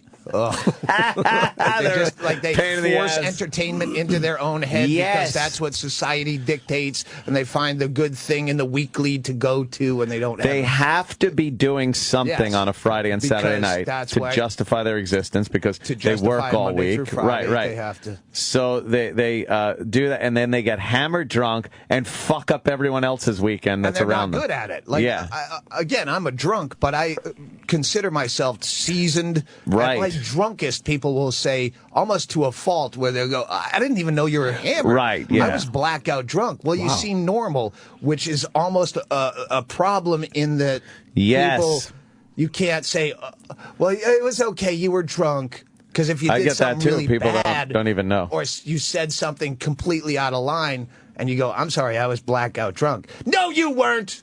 You were completely lucid. I've carried on a few conversations with some law enforcement officers out my driver's side window when I've probably been a little over the limit. But no slurring, no weird eye movements, yeah, it's a talent. Yeah. Like I said, it could be a problem. Have you done the ambient drunk yet? No. Everyone has stories. No. Oh, when they just fucking forget that they woke up, did things. And not even know. really drunk. Yes. Where I've been with my manager, was staying at my house, and I took an Ambien, had a few cocktails, I'm going to bed, it's kicking in. They tell you not to do And then came that. back out and had just completely lucid, rational business conversations where in the morning he brought it back up, and I go, what are you talking about? He goes, the thing you told me last night. He's a Scotsman. I can't do it well. I thought he was Indian. The ding. Yeah. The ding. Oh, the ding you told me. No, we talked about this. And I go, I have no, well, you came back out. I go, I came back out. Wow. Whoa, but that's fucked up. He knows me as a drunk, so he was even confused. That's odd that part of your mind can be functioning, and then the part that just remembers all of it is just asleep. It's gone. Yeah. So you're just out there having a normal conversation, but not recorded. Your DVR wasn't I've heard recording. So many stories, like even normal. You know, Steve Barmel, Judy Brown's husband. Sure. He almost had a plane grounded because he had just a couple of whiskeys and an Ambien on a plane, and just started creating a ruckus. Again, no memory of it, right? recollection. Wow. Do you take a lot of Ambien? I've heard horror stories about. I stopped. Why'd you stop? Well, I realized getting prescriptions is a pain in the ass. Xanax, I only take it to sleep, and I realized they still sell fucking OTCs, over-the-counter, nighttime sleep aid, Nighthol. It works just as well. Does it really? Like I'm going over to Mexico and getting my balls busted by Border Patrol or customs. Trying to bring back fucking like. Yeah. Like why? Yeah, fucking nighttime sleep aid works just as well. I use Valerian root. That's like totally like organic. It actually works okay. I'm sure not as well as Ambien. Melatonin and all that. Melatonin works for me for like a day or two. Like I took melatonin Saturday night, and Sunday I was fucking out of it all day. I was just tired. I didn't feel high. I just felt like sleepy. Yeah. Yeah, I can't. I try to like change him up. Like I'd take Benadryl occasionally. I don't want to get a tolerance for anything. Right, for any one thing. So I would do like an Ambien and then a Benadryl and then. I had a night out a few times where I'd like take a Xanax, and then you're drinking, and the next morning was pretty much like, all right, so I went out. And then, yeah. But that's always the problem, is you don't do it to go out. I don't understand people. I knew people that would take like 6 bars of Xanax a day. Jesus Christ. Like I've never taken more than a bar. What's a bar? A bar is even a lot. 2 milligrams, which if I was flying when I lived in LA to Heathrow, nonstop is about 14 hours. And I'd take a bar for that to be out for the whole trip. It helps you sleep for that? Oh, you're done. Knocks you fucking... A bar for me. First, you get a nice kind of. That's like a maximum. First, you get a nice like, it's feeling, like, and then you're just gone, out. And I'm at a place in my life where sleep is the best fucking thing. Sleep is king, man. Sleep is the fucking shit. I'm a terrible sleeper. Are you a good sleeper? No, that's why I take the shit. Can you stay asleep or you can't? Like I woke up this morning at 4:30. I just couldn't go back to sleep. I can't fall asleep, and then I can't stay asleep. It's instant. I'm like a cat. Fucking curl I don't up. sleep long. Even if I knock out, I rarely sleep more than 6 hours. Right. 6 hours is a long time. I would love 6 hours. I don't even get 6. I normally go to sleep probably 1 a.m. The earliest, really, 1 a.m. And I'm up by fucking 4:45. That's a nap, though. Yeah, but then I'll come home. I'll come home from here and then and I woke sleep. up, panicked at 6, going, "Oh fuck, I have to be up at 8. Where'd you walk from? How far do you have to walk? 3 blocks. Oh, okay. I do though. It's like but That's like my That's why I hate New York so much. Is I always stay in Times Square and I assume that the entire city is that. That's it. Yeah, And I guess part of my head knows it doesn't suck as bad as I think it sucks. Times Square And sucks. I think it sucks. It's horrible. Yeah, just walking out to smoke a cigarette, and you're like, I can't even stand outside without being like, caught in a wash, like Just there's a tourists flood of and fucking- humanity. Yeah, it's Times Square. Where I fucking Well, avoid I'm always Times Square. playing here, somewhere fucking near here, or I'm doing a show. So I always Any of get the a hotel hotels here. on Broadway and shit, you just walk out and you're like, ugh. I wouldn't trust any of them. Why? Just we were talking about bed bugs before. Fuck that. The Renaissance is nice.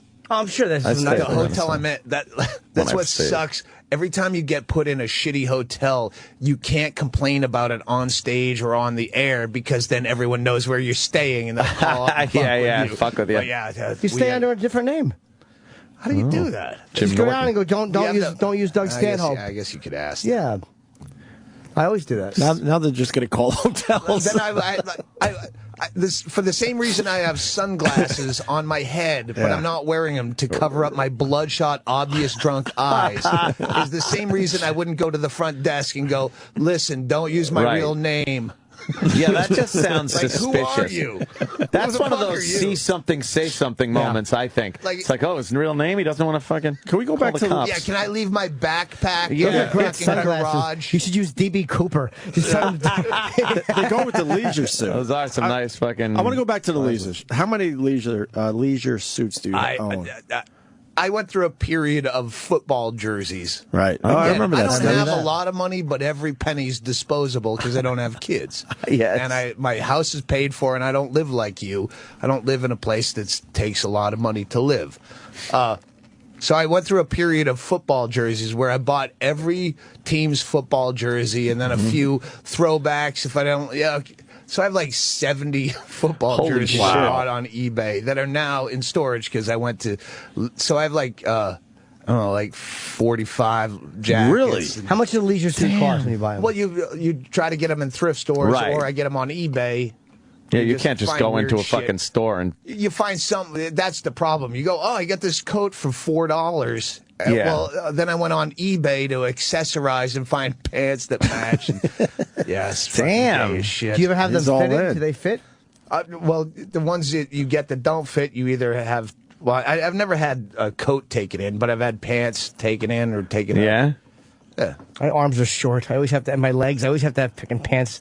It's humiliating. Do ya? Trying to buy man's clothes. Stand up here, Fucking- Mr. Norton. Yeah. Hey. So how much you lost enough weight? How much did it change your like I'm terrified because I'm trying to quit smoking, but I know I'm going to get fat, and I just spent all this dumb money on fucking On dumb fucking clothes. I don't wanna have to- They're not going to fit. So your pants fit the same? No, I've got. I think I have a photo of the clothes that are going to Goodwill because I can't fucking. Let me see. I've literally lost 80% of my wardrobe. He lost Wow. 30 pounds, Doug. I should have the Almost cans 30, on, yeah. 'cause If you can hear me fucking sipping on the air, Oh, nothing please. makes me crazy. That's why I can't listen to NPR. They always close talk the microphone and they go. Between, and fucking Yeah. mouth sounds like physically violent. I'm with you. When I hear people eat, it drives me insane. Nothing When worse. it's moist eating. No Yeah. good anymore. Yeah. All those clothes are getting fucking. Wow. It's a fucking huge pile. Let me see the pile. It's all pants and that's a shirts. It's like pile. 4 piles of clothes. Jimmy. It's probably about 75 different items that I can't. And you can't wear take any of anymore. those pants in? What percentage of your 75 or 80% of my pants. Gone. Maybe even Gone? more. Yeah, gone. what size were they? I don't even know because they're different. Like I liked Abercrombie because it was the 32 I could actually fit, but probably a 34 down to a 30 or something. I just can't wear them anymore. 32 that's the inches. Like, there shouldn't be a 32 that doesn't fit. I just sorry. Let's not go off on fashion. I couldn't. I know that they were Oh, the it goes right to I'm my taking thighs. the fucking cans off. You don't wanna hear- I hate my voice even more in reality. Hey, Dr. Drew's giving up celebrity rehab. Yes. Yeah, You were very yeah. vocal with the Dr. Drew. I there, know, and Doug. I could fucking go on and on. It's that fucking bit is great. It's just so truthful. We played it oh on my our show. god, yeah, Someone told me that, and I went, it's fucking great. No, we loved it. that was Because we've been keeping tabs of his fucking Kevorkian like foray into reality television. What's Norton's take on this? I actually like Dr. Drew. Yeah? I do, yeah. Well, he's a fucking AA kid. Yeah, I'm recovering, and I don't. He's an AA recovering. kid. You're fucking recovered, motherfucker. No, I'm not. Stop it. I'm telling you, no. I know enough people who have gone out after 15 years, and they pick up like they never left off. Not one person's ever come back and said things were better. So personally, no, but you don't drink is recovered. You're not always We're all one bullet away from suicide, but that doesn't mean we're suicidal. But whatever it is that makes me... I'm recovering from... Go ahead. Recovery to me is an active thing. I mean, for other people, maybe it's not, but for me it is. It's I know that if I pick up where I'll be, I have no doubt. It's not that they brainwash me. I know exactly. But until you do that, you're recovered, right? I think that's what... being in recovery, I should say. Yeah, I guess technically Doug is right. You are recovered, but it's like it's still an active thing. The whole program of Alcoholics Anonymous keeps you subservient to, I'm not in control of my own life. I need to do this all the time. It's this like milking you into religion. It's where God is the basis of it, and if you don't have God, there's no way to believe in AA without God. That's completely untrue. The chapter to the agnostic in the big book tells you how to work AA without God, and the chapter is, well, this is how you believe in God. I can't speak about AA. I'll just say this. I would say any group that talks about God, I know enough people who are atheist or agnostic or just completely, like my own struggles with fucking higher power. God can be group of drunks, any power that is fucking doing something I can't do. Whatever that is. A power greater than you. Yeah, and there is one. And the bottom line is my best thinking got me to where I was. And whenever I have a problem, it's my fucking best thinking. And the bottom line is the results are I was one way and now I'm this way. So whatever it is, I can intellectualize it. But your best thinking has you sober for 20, 30 years? No, it's because 26. It's because I did what other people suggested. And it's like Not drink? Nah, it was more than that. It's about helping other people. It's about changing the way I am. So, because you cannot drink and be a dry drunk. You cannot drink and just be a miserable dry drunk. They teach you. I grew up with this. I was the same way, and I believed this shit because my mother was AA. I was a kid doing homework in the back of AA meetings, and I just took all this. AA will tell you in the fucking that if fucking completely fucking stop. My brain just stopped right there for a second. What is a dry drunk, by the way? A dry drunk is somebody who stops drinking and does nothing to change who they are or what makes them that person. I don't believe you can change who you are. Well, of course you can. I mean, maybe some people can, some people can't. I can only speak for myself. And a dry drunk is somebody who's always white knuckling it and doesn't change any of the things that make them who they are in a negative way. So they're just not putting the substance in their body. So they're not drinking, but they're miserable. And there's plenty of times I'm a dry drunk where they're not facing, like, they're not looking at life on life's terms. They're bitching, complaining, unhappy all the time. The same shit that caused them to drink is there, and they're changing none of their fucking personality. But AA teaches you that you cannot change yourself without AA. I can quote AA like scripture. I stood at a crossroads. I would say this, and again, I'm not going to say anything about AA. AA will say that the only people, without AA, you'll end up dead or in prison or institutionalized. It's in the fucking big 12-step people talk about their own experience, and they never say this is the only way to do it. I know that. They say, there's one suggestion where they say, try what we've suggested for 90 days, and then go out and try some controlled drinking. It is attraction. It's like, if this doesn't work for you, fine. They never come out on outside issues. It's not a cult because they don't, it's like if you want to stay, you stay. Most people don't. Most people go out and drink again. It's just for people who want to be there. But AA tells you AA is the only way that works. I've never, ever, in all my years of being sober, heard that. Bring me the big book of AA. I'll find it. I've never stood at a crossroads thing that we know people who have tried and failed. I almost from being a child, which I don't even remember my childhood, I can remember a lot of the fucking nonsense that... But there are people who are just sharing what's worked for them. Like, nobody ever said this is... the only way, and without this, you're a dead... Because I've heard it raised, people have talked about it that I know who are sober. It's never been said that this is what worked for us. That's what people say. There was no way, we never knew any way we could stop, and here we are, stopped and staying stopped and living productive lives. This is what we did. If you want it, this is what you should do. If you don't, do it your way. Okay, Knock do you yourself know out. people who, because I know several that were just miserable, rotten drunks that just fall down embarrassments, that just stop drinking, and they're fine. There are I people know a million of them. Absolutely. I don't know a million of them. I mean, I know... Now that we're aged, I know a lot more. I know, sure. Hey, you used to be fun. Well, yeah, I was kind of an asshole, too. Yeah, you're right. They're just fine. They had kids. They go, yeah, I can't do that shit anymore. Maybe there are people that can do that. Good for them. I mean, but nobody would disparage that or say, they can't do it. They're not, but they don't say, I'm in recovery. Who cares what they say? They just stopped. That's them. And they're fine. But I know that the things that, like, in my life that have changed or that I need to change, I know exactly where it comes from. Everything I've learned about myself that's real, like how full of shit I was. And again, they talk about how easy it is to intellectualize. Smart people have a much harder time getting sober because it's so easy to intellectualize. That's big book stuff, too. Of course it is. 12 step stuff. There are people who are too smart for AA. That's in the big book. It's not saying that. It's saying that. No, that's actually, I believe that's a quote. People who are intelligent, really intelligent, can very easily justify anything they do, can very easily explain everything away. I mean, it just cuts off every single angle of bullshit that I had. And again, it was written in the 30s and in the early 40s. So yeah, there's stuff about God. Trailer for sale or rent. Let me pen a little book, a little tome.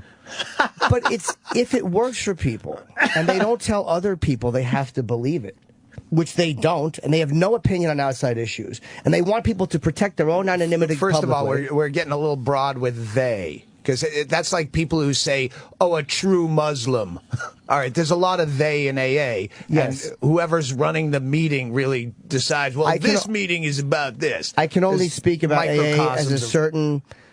Whatever. I don't say if I'm in it or not. Yeah. I don't ever break personal anonymity or say I've ever been to it because maybe I have and maybe I haven't. It doesn't matter. I respect that. Do you go to meetings on the road?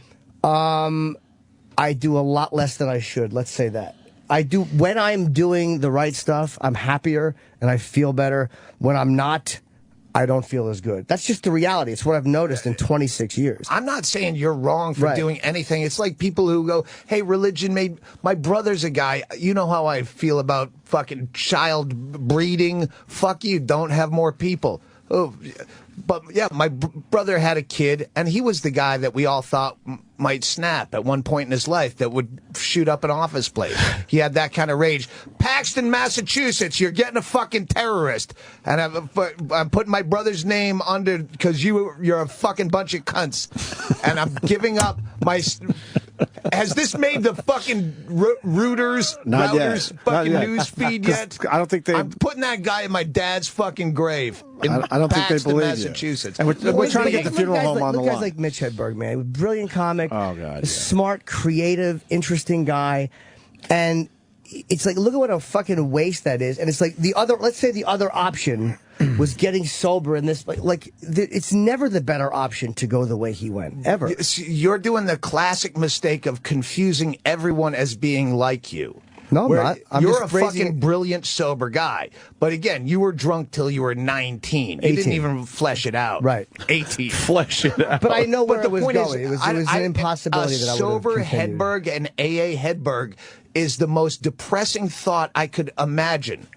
I don't think he would be him. I think that's the illusion that we tell ourselves that is now a part of who I am. It's like smoking. That's again. You're making everyone the same as you. There are people. I go, all right. You're a fuck up. Sean Rouse is brilliant. He would be brilliant sober. He's not sober. He should be sober. Right. He's a guy you don't go. Come on, you can have one. He's a fuck up. But alcoholics and addicts are like me. You know what? We all think we're that unique. We all have that. We're not.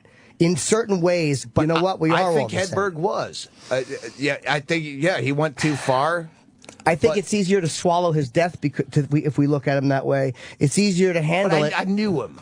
I knew him too, not as well as you, but I also know that it's never better to be dead of heroin than it is to be alive and trying to create sober. No matter how creative you are under the influence, you are never a better artist dead than you would have been alive. And it's sad that do you waste happened. I can make some lists at the break of people that, if they had died at Hedberg's age, well, they'd be recognized now. Instead, you're like, ooh, he's still around trying to do this? That's he had his moment. We like to look at it that way because it's less painful to realize that this was a waste.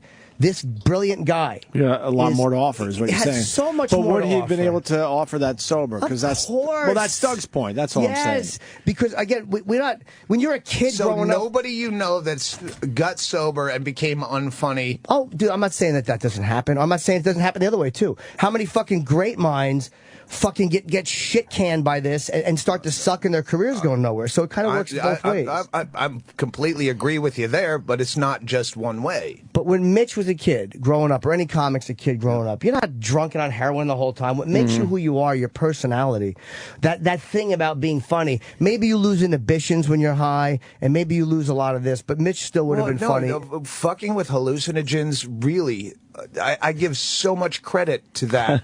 And the smoking is a problem that I wish I'd never done. That's maybe the one regret. I wish I never started smoking. Yeah. There's no payoff to it.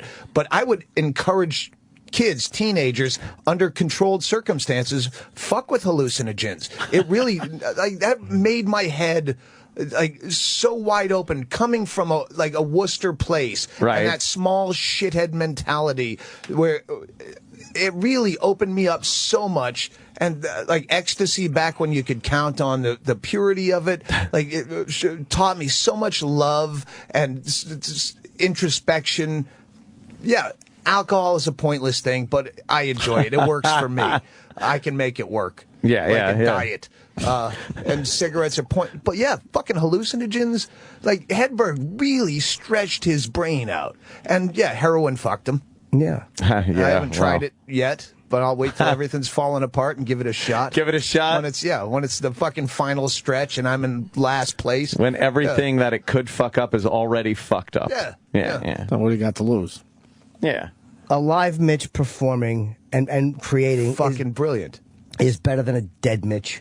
It's the bottom. I mean, it sounds simple and stupid, but that's what it comes down to. All the intellectualizing, all the brilliance means zero. Mitch is smart enough to say what you're saying. He was a smart enough guy to figure that out, and all of the knowledge about that. Mitch was one of the few guys early in when I was even stupid that I go, this guy is light years ahead of me. Spiritually, intellectually, he laughed at all of us. I'm like, this guy knows that we're a goof. And then why couldn't all of that fucking smarts and all of that genius stop what happened? Because he didn't really want to hang around with us. But do you know what I'm saying? That's maybe we weren't that important to Mitch. That life was that. You're putting a value on living that other people might not share. I don't buy that. I believe that nobody just. I mean, people commit suicide all the time. Yeah. But I think that people put a certain value on it. I mean, come on. It's in the moment, if someone has a gun to your head, but in I really, again, people who don't want children, hey, what's the point? But do you think can I jump in for a second? What's the value though? Living a really long life or a short one that is packed with some amazing shit? Amazing shit, yeah. But being fucking stoned and missing gigs and falling apart at the end, which is what was happening to him. No, it's sad to me that happened, and I guarantee he didn't overdose on purpose. There are people that commit suicide, but I don't believe he overdosed on purpose. And as smart as he is, and he was, he could not control that. The word on the street, the inside fucking Perez Hilton, for the record out there, drug users, it wasn't actually the heroin that killed him. It was the downers coming off of it. Prescription shit. So, yeah, remember that. Prescription drugs are really the most dangerous, which sucks for me because, again, I enjoy a Xanax when I can get one. Right. And all these fucking celebrities dying of them is going to make them illegal. Do you think you're addicted? No, actually, I've stopped taking Xanax to booze months. or to any of it? Alcohol I'm worried about because I watch a lot of Intervention for fun. On an off night, I'll open a bottle of red wine and go, I'm not drinking tonight. I'm just drinking wine, and we're going to watch Intervention. Right. But you can, the amount that I drink over the course of time that I've drank, even when I stop drinking for a few days, when I'm quitting smoking, I quit smoking for 3 weeks, most of 3 weeks. I'll still drink a few drinks a night because you do have the chance that you can have seizures if you quit immediately. But if you want to stop, if it's so easy to intellectualize it, I'm not saying forever, but why not give yourself a break just to fucking, give your body a chance to But that's shore what up I a little did. bit. But for the first few days, I will have a couple of drinks just because I don't want to take a chance of, I don't know, you don't know. The problem with the whole war on drugs thing is they put so much bullshit into it. You can't glean any reasonable medical advice when they have the fucking, pot leads to this. And you go, no, I know everyone that smoked pot for 100 fucking years. I know you're lying. So, okay, where's the truth come in? With your PSAs, there's so much bullshit against drugs that, all right, I watch people, okay, this guy died on intervention because he went into a seizure because he tried to quit cold turkey. All right, I'll have a couple of drinks just to make sure, but I'm still fine not drinking in circumstances. So why I can go make back my to own it, rehab? Why go I back like to it? drinking. Okay, You don't drinking understand. I know, I definitely get that, and that's fine. If somebody enjoys I love it, the whole culture. I love the glasses. I buy fucking glasses online. I like rocks glasses. I like bars. Exactly. The ritual of it is fucking. Is what's happening Great. because of it worth it? If it is, then cool. Like, and I'm not asking that with a definitive answer. Because you know what's happening physically when you do it. Like, you understand what's happening to the body, to the liver, and how the older we get, the harder it gets to stop, and the fucking more damage it does for real. Is the trade-off worth it? If it is, then you just enjoy it. But if it's not, if deep down you're like, I probably shouldn't be doing this. The only way you could tell that for sure is to live 46 years sober to see if it's better. What's the trade-off? I don't know. But I mean, if you're feeling well. Like, if I'm not feeling well, I know I'm not feeling well. If my body is not good, I know my body is not good.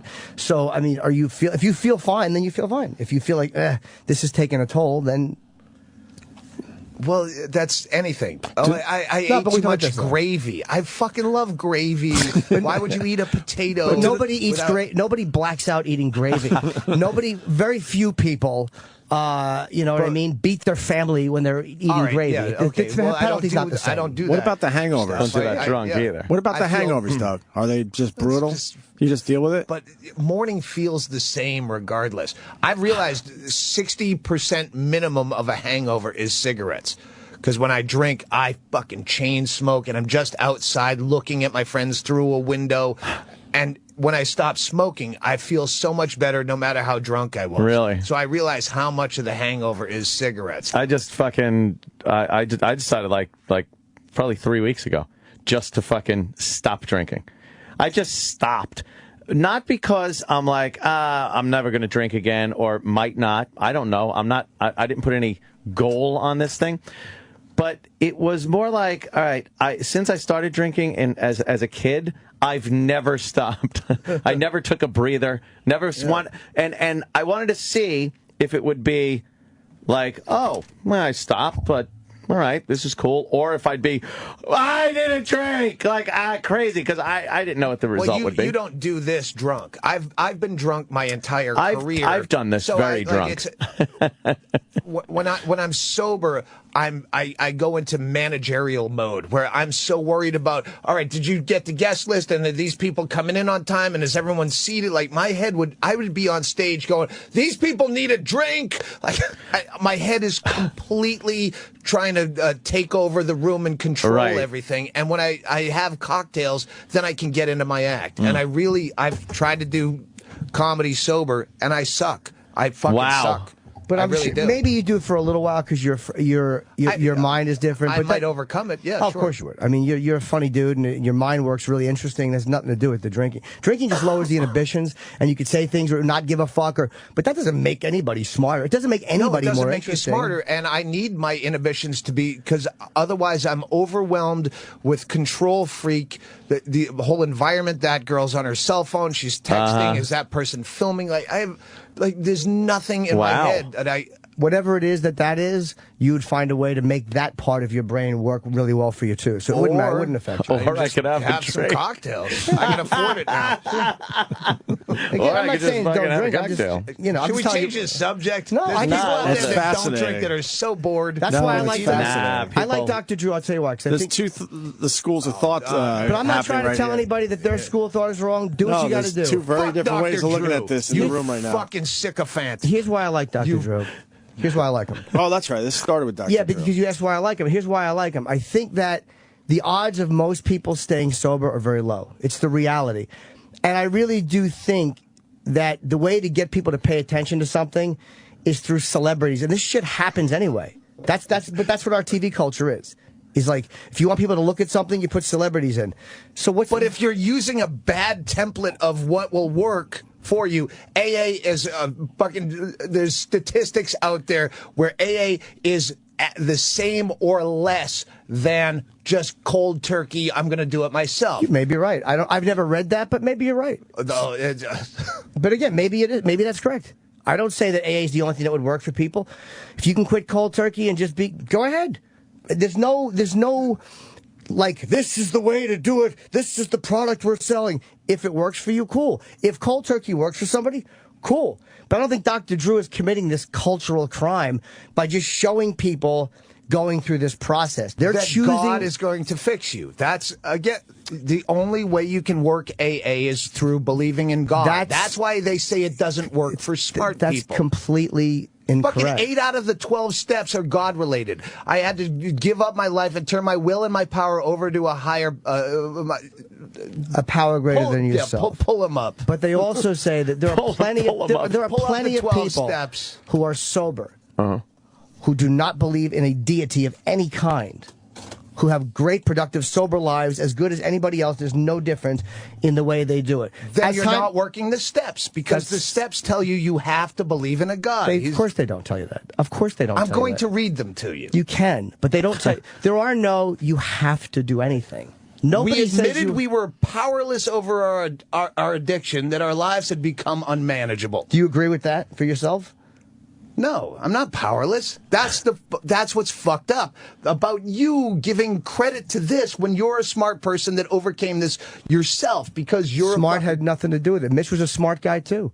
But he decided to go a different direction. It's the same as different the old, direction. It's the same as the hackneyed So cliche joke of fucking the sports player who gives the credit to God when they win. I thank God, but they don't give themselves any credit. I get that point, but I don't think that's the same thing. We came to believe that a power greater than ourselves could restore us to sanity. Yeah, that's what you have to believe, is a power greater. No, hold on. Made a decision. Hold on, one thing at a time. It doesn't say you have to believe. It doesn't we say... came to believe. It's an experiential thing.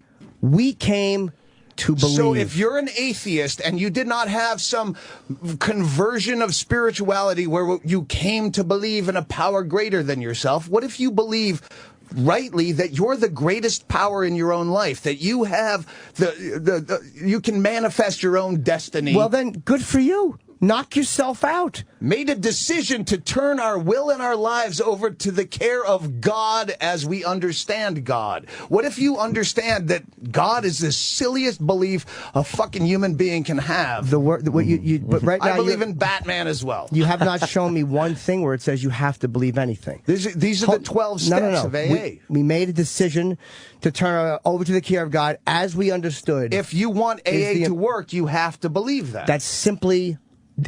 as we understood is the important part. A lot of people, for them, their higher power... I'm telling you, I mean, I live this too. Their higher power is not a deity.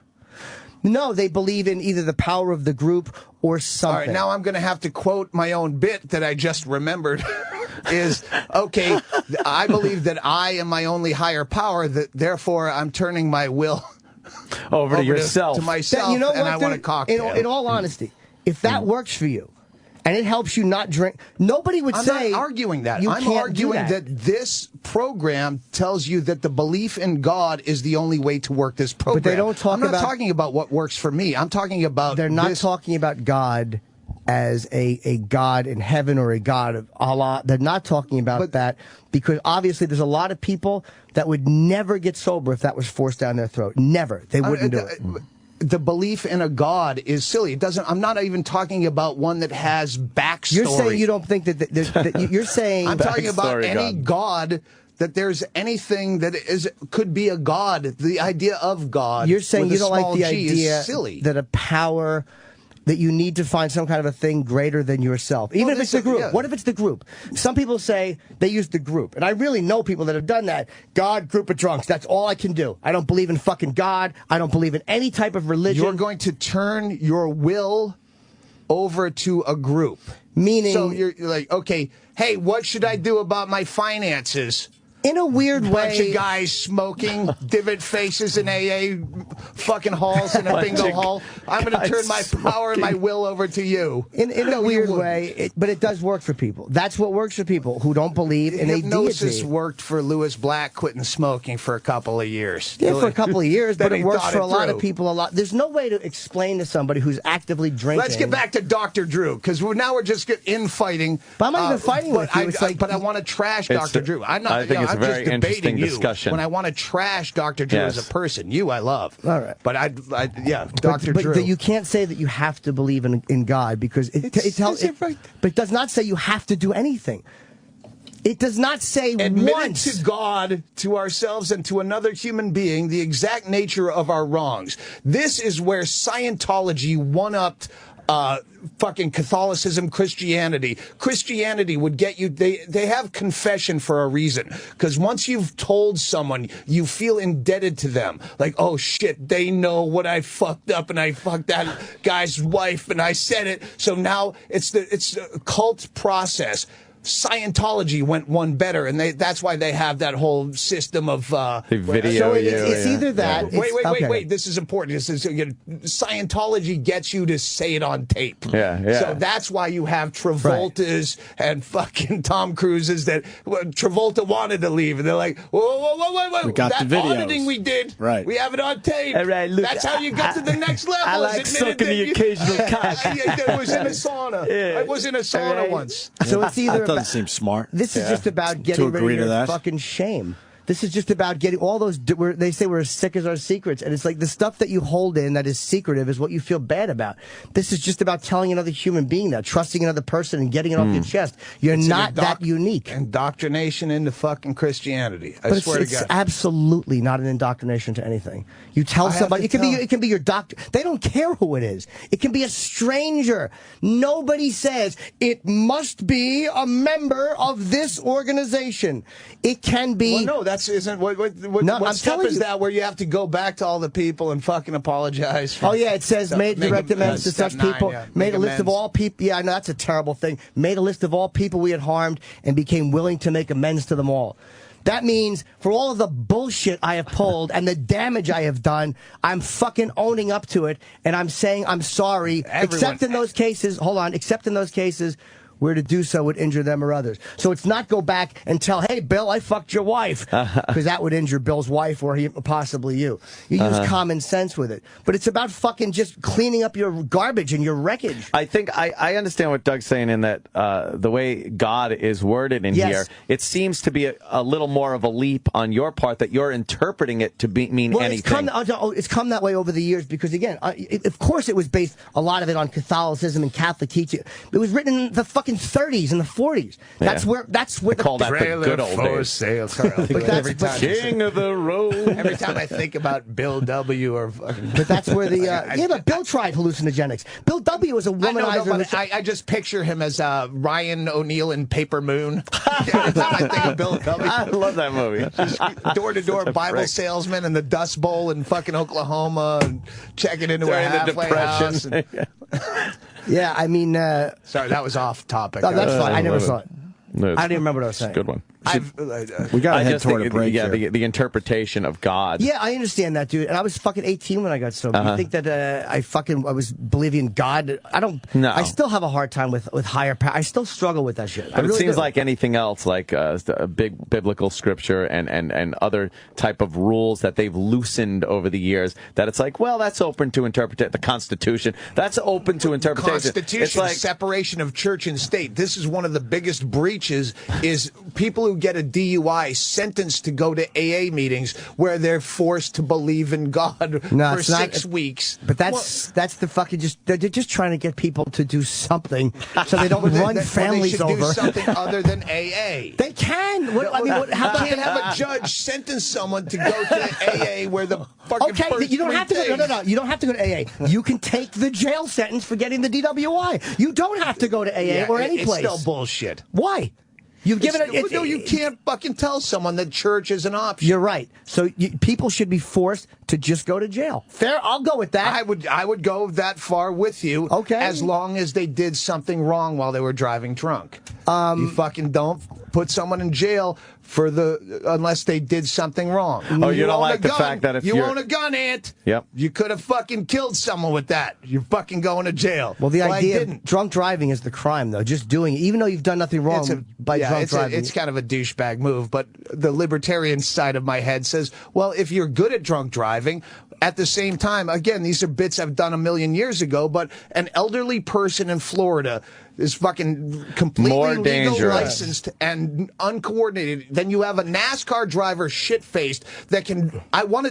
Fucking you guys do this. You have a radio show. You can make this happen. I've wanted to do it. Set up an obstacle course in a parking lot somewhere with a 90-year-old sober guy versus a fucking well-reflexed guy with cones and make them do the same shit-faced old guy sober and see who wins. Do that. Don't be lazy. It really is a good one. We might have to finally do a radio bit. Hold them to the fire. Doug, I've tried over the years to promote this where the state has drunk driver's licenses. That's the bit. This is my this is a fucking 15-year-old bit on a CD. You take a test, right? Yeah, a drunk driver. Yeah, and you have your limit is on .17. Right, it's on a CD. Wow, it is. Okay, yes. yeah. I've thought that for years myself. Listener, call in and tell me what CD that's on. Yes, I mean that would be great. You just fucking pass for a certain blood alcohol level. The same as your contact lenses. I'm a minus 300 in my contact lenses. That's what I have to have in my head to drive. I like that idea. You can drive. I've only had like 14 really good points in my career. And they're that's on one of CDs. And I'll tell you something. No one listens. The past fucking almost like 3 weeks that I haven't been drinking, I've been the worst driver when I've driven to and from my brother's house, parties. I take my Mustang out where I normally would take the Escalade. I'm driving 140 miles an hour down the expressway. I'm weaving in and out of lanes. Meanwhile, if I had been drinking, I'd be center lane, 10 and 2, cruise control on, barely over the speed limit, and drive home very nicely. I'm a shitty driver. I never drink and drive at all. Yeah? Under any circumstances, because I know I'm just a shitty driver anyway. Okay. So I just don't. I'm very good at drunk driving. I don't own a gun because I have small man complex. I get really angry. I can see shooting someone in the fucking wrong state of mind. Like, oh, fuck you. I could get away with, oh, no, I shouldn't have done that. That's an odd thing, because when I get mad, and I get fucking mad on the road, people piss me the fuck off when I'm driving, and I'll yell, you fucking piece of shit, but I never, ever, it never even crosses my mind to go to my gun. To pull out my gun and fucking wave it at someone's face. That's why you own a gun. I'm responsible enough. You would wave it around. You should not motherfucker. I can get into a state of where I think I'm being attacked. I think I'm being. Well, no, I'm just saying right. This guy's I understand his point. He's down the street, and now he's outside of my house, and I know he's a tweaker. Well, no, he's just walking by. But I think he's casing my joint. I can see how it would develop. Probably not, but it's best I don't have a gun. Yeah, okay, that's responsible. It's best I just apologize in the morning for being a fucking asshole. That's responsible of you. That's good. I don't really have a case here. I don't think everyone should be armed either. So that's Kirshner, tell me what developed as my attorney. Yeah. What might have developed because I shot a guy and he probably didn't deserve it. Make up a good story, please. Doug, we got a break just because we have a lot of live reads for fucking Mother's Day. So. Doug's going to continue with us. My mother's dead. Ha ha. Mom died, right? When? Yeah, she killed herself. It's on the new DVD. Oh. What was that? Did I know that? I think I did. 2008. There was a statute of limitations before I could tell the whole story. Oh, wow. Wait, can you tell us after the break a little bit? Yeah, I finger it a bit. Finger it a bit? All right, I'll Doug will diddle figure it a that a bit. little bit. He's going to be at BB King's here in New York tonight. Fuck, that's cool. Washington, D.C. State Theater, May 9th, and then May 10th in Philadelphia at the Trocadero. And I got to plug this weekend. Friday, Saturday, I'm at fucking Wise Guys in Utah. Ooh, Utah. Oh, fucking Keith Stubbs. I love that guy. I Great haven't club. seen him in years. Great fucking club. Dr. Drew and Doug's mom's suicide after the break. Jesus. The Opie and Anthony Channel on Sirius XM. The thing that I'd like to do next is what we talked about earlier, is to check your prostate and check your rear end. My prostate gland? Yep. So you can put the finger up the ass, huh? Yeah. Is that okay? Yeah, will you rotate it a little bit? I want to enjoy this process. I ain't doing it for free. See, just let the material be funny. I don't have to try to be funny. That's fucking great. Will you rotate Well, it a it's little going to put a finger up my ass. I want it to feel good. And that's the way it is. How are we going to do this? You just drop your drawers and bend over the table. Just kind of touch your Just ankles kind of there. bend over? You going to Yep. do this? All right, let's listen to I'm Tom. up here now. Come on, man. Get ready. Oh. All right, here we go. Oh! Oh!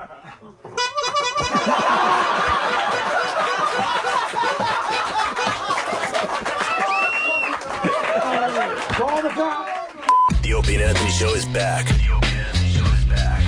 Go on, sit down. The celebrities are ready to entertain you some more.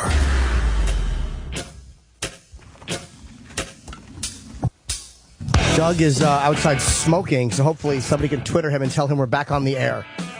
Smoking. Yeah, Doug want to. They look chicks. What's that? Chicks. Yeah, there's a couple of lovely, Chicks. lovely girls walking down. That's chicks. You really think about it, that's a silly thing to call really girls. is. Yeah. Hey, look, chicks. What's the best one, you think? Gals. Gals is Broad the sexiest. gals, chicks, Girls. slits. I call slits. Hey, that's slit. Here's Doug. Skirt. And Adrian. Hey, skate. How's the cigarette, Doug? You know what? The last time I was here, fucking Dice came in. All right. And just lit up a cigarette and took Yeah. control of the room, motherfucker. You got gay. What got a in trouble pain for in that, the yeah. ass he No, was.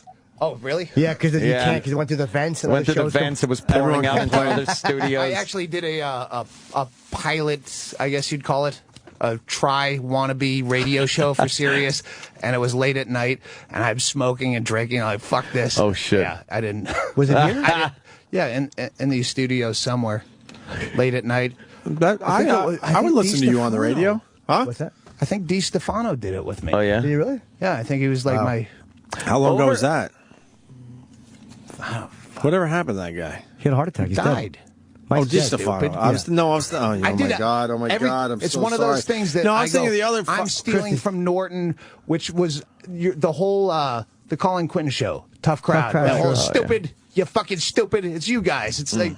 It's all right. It's a good Every word. time I say stupid, I'm like, I'm stealing from Jim Norton. You're not, though. It's like I know, it's a great word. It doesn't get enough But I use. say there's scenes where people say, "Oh, Andy Andrist is trying to be like you." No, we're friends and we talk the same. You like there was a culture when I started in Phoenix. There was a culture of the David Spade, and everyone had that. Ron Morey and Pablo. Pablo wasn't really part of that, but. Yeah, they all kind of talked the same because they hung out. They all hung Yeah, out you rub together. off on I'm each kind other. of out of breath. You're right, though. You We rub had a off. fucking moment in the elevator. Yeah? Worst business card ever. Tell me who that is. Gypsy Joe something. I can't even read your business card. Gypsy Joe Hawking. It's written in a darker font on There a was a darker band background. that was somewhere wow. in the building. I They saw just them. did a radio Yeah. show. We got on the elevator together, and they had their equipment. I go, hey, how about a number? And they burst into song. On the whole, it was fucking beautiful. It's caught on tape somewhere. Please. Yeah, she was there. Better be on tape. Yes, the I guy do- that was I do an their elevator show fucking now. I could've used that one. liaison for Sirius Radio was there, and he started filming. Oh, right on. And the whole 36 floors. You really got a hold on me. Wow. And it ended perfectly as the doors opened at the ground floor, and I'm like, that was fucking magic. Oh, wow. Absolute magic. Yeah. But they Saw did. them in They the just bathroom. immediately plugged in. They had an amp that you could plug into remote and just fucking burst into song. That's beautiful. The doors opened a couple times. People walked into a concert on the elevator. I do an elevator show. That's exactly what I'm looking for. Oh, man. I could have used that. Is there an actual tape of it? If I was a younger comic, I'd go, hey, can we go up so I can do a set on the way up and we'll go down again? Yeah, it's not a bad idea, though. That's a good one. Yeah, that would work. No, comedy doesn't work like that. That's why it would be good. Someone's head. That's really awkward. That's why it would be really good. Oh, sorry, you're getting off at this floor. So what happened to your mom? What can you tell us? I know you don't want to give away the whole bit. She was dying of emphysema. Right. And she was a lifetime smoker? Yeah. Cool Milds back when they made them, and then generics at the end. Some shitty brand. But yeah, she was drowning in her own fluids and had to cash out. But she was sober. I don't know if that was off the air. I asked only because you had said that she was sober, so I was like hoping that she was sober for like 20-something years, and then somewhere I think 2003, 4, whenever the Man Show was, I found out she had started drinking again, and she hadn't told me. She was hiding it from me. And then I know it was the Man Show. We were doing wraparounds for the Comedy Central, the Commie Awards. Remember they tried to do an award show? Yeah, I do. And we filmed wraparounds on a cruise ship. So I took her on a cruise ship with me. I was working, and she was drunk and gambling. I knew she was drinking, and they flew us first class, which at that point, I've never even... first class. The big seats. And they had champagne they'd bring out. Oh. So I like, Ma, you want champagne with me? Like, so she could. I knew she was drinking, but she didn't know I knew. Stop hiding this, please. Sneaking in. So we got hammered, and it was great, and she just gambled the whole time. A woman who. In real life, I'm too tired to bring my fucking groceries upstairs. But you can gamble for 72 hours straight. Like I've fallen asleep, passed out, blacked out. You're still at the slot machine. You have that. Yeah, it really is an amazing thing when you're gambling. Round the clock. It's like cocaine for me. It could just go round the clock. And meanwhile, if I was home, I'd have taken 50 naps already. And but I could sit at a table. If I get on a gambling jag, I'll chew through my cheek like I do when you do coke, and you're just jawing. It's the exact. It has to be the same chemical, dopamine or whatever the fuck it is that your body sends out when it feels good. And I could stay up for fucking 4 days just to beat this chink. That'll be a big test if I drink or not at a blackjack table. That'd be tough. Because let me tell you, I've made some pretty good money. Because I was betting a lot, because I was drunk. Right, but that would actually be a good rehab. I've tried to figure out my own rehab if I wanted to quit everything. Jet skis. It boils down to jet skis. Really? I remember when in the early days where I could not imagine going more than 15 minutes without a cigarette. That's why I started taking Xanax on planes to sleep for the entire flight. Because you wanted to smoke. Torture to not smoke on a flight. Right. Yeah.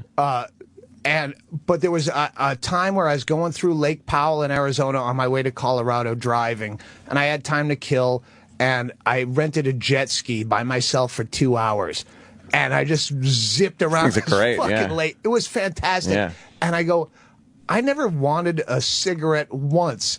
For 2 hours, I never thought, I got to stop jet skiing to have a cigarette. Right. And that's the nebulous.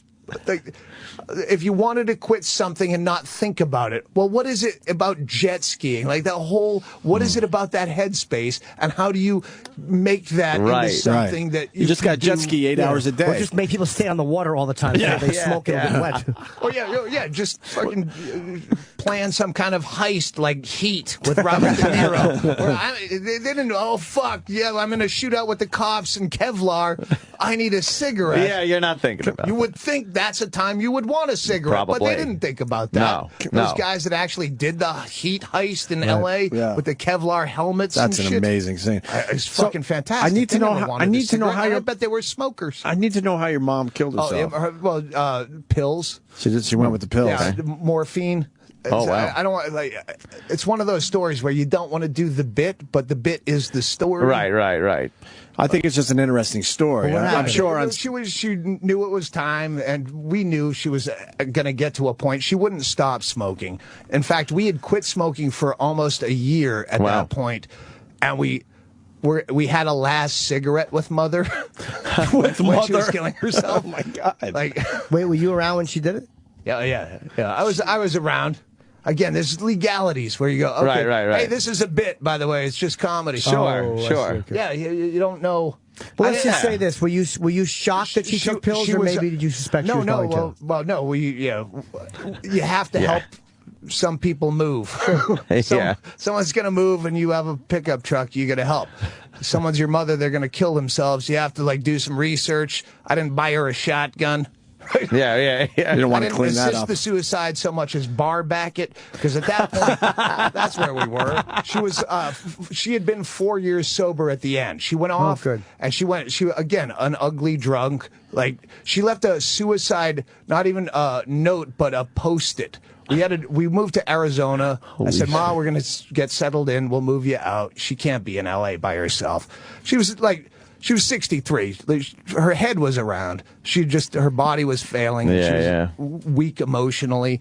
So she called up a month and a half after we moved to Arizona, warbly, drunk. I don't take it. I don't want to buy my burden. I'm going to kill myself. So we have to drive 9.5 hours to L.A. in the middle of the night, get there in the morning. She had a suicide Post-it. Doug, I still have it. Doug, pain is too much. Wow. Not even a whole letter. Wow. So we got her out there. So she rehabbed, but when she was going to kill herself, I'm going, you're not going to do this sober, right? That's dumb. You're ready to make this choice. I'll tie one on. That. She's fucking drowning alive. How did she tell you she was going to kill herself? Was it a phone call? No, it was. We know what's going to happen. She's either going to die or kill herself. Right. She'd been life flighted to Tucson twice, where they put a suction thing into your lungs. Yeah. She was so addicted to painkillers at that point that when I went to see her, one time we had to fly back from Costa Rica. They go, your mom's been life flighted the first time, and I went to see her at TMC, and she's got the thing down in her lungs. She can't talk. There's a tube in her fucking mouth, and she writes down Vicodin, and I'm like, what am I going to put him in the tube? And she nods. That's not really an option. Holy fuck. And she was not a stupid. You've met my mother. Yeah, she was lovely. Yeah, she was in Vail the first time you and I met. She's a fucking crazy truck driver mouth. Everyone thought she's adorable. Oh, your mother swears like a truck driver. It's adorable. I remember a fucking quote from her at Vail, and I think you were at the table. She always called you, he's like my son. I told him one time, yeah, Ma, it's like he doesn't remember you. That was fucking 15 years ago. Wow. James Inman, he's like my son. Yes, Mom. You and I shared a room, and you had all of your possessions. That's my most defining memory of Doug is Doug with all of his possessions on his bed. He wouldn't put anything. I didn't have a home. I lived out of my car. So, yeah, you bring your shit in. It's just bring it in indoors. But not even in the drawers. Yeah, it was just all just on laid the bed. out. Yeah. Wow, that is a 95. That's a fascinating story with your mom. That's amazing. And then you guys were around that actual day, or? Yeah. Well, she came to the house, and I laid down ground rules, and this is in the bit, but it's true. I said, because she had balked at suicide so many times over her life, just, for need for someone to, hey, I'm going to, she tried to kill herself, with aspirin or whatever. When she was young, she'd talk about, but, so I know it's serious, but at the same time, is this a ploy just to get over to my house from your hoarder paradise in the other side of Bisbee, Arizona? And so I said, if you're going to kill yourself for real, you can't do it Sunday or Monday because that's football. So the actual conversation. If you can call your own time to leave this fucking world, you don't do it during someone else's party on purpose just to be a dick. Right. And you have to do it 2 weeks from now because that's when my manager is coming down and he has no sense of humor about, oh, your mother's going to kill yourself. So I gave her a time period. Otherwise, you go back to... And, yeah, she killed herself. It was Thursday she came in. She killed herself on the Saturday night. We watched Bad Santa together, favorite movie. And She choked down 90 morphine tablets, and the details are... Wow. Yeah, and we made up White Russians. So she's choking them down with White Russians. We had a party. We fucking roasted her. We made fun of her. We made it into a goof. It was the most beautiful death. Like, Ma, wait, they found a cure. It's one of the jokes, but it was an actual quote. And she's like giving us the finger, like laughing. Holy shit, I'm blown vacillating away. between I was a bad mother and then just laughing. And it was, What did you think the minute that she shut down? Like when she finally closed her eyes and you knew it was done? Well, it's funny because we kind of shut down before she did completely. You passed out at a fucking 83-pound, 63-year-old woman fucking drank us under the table.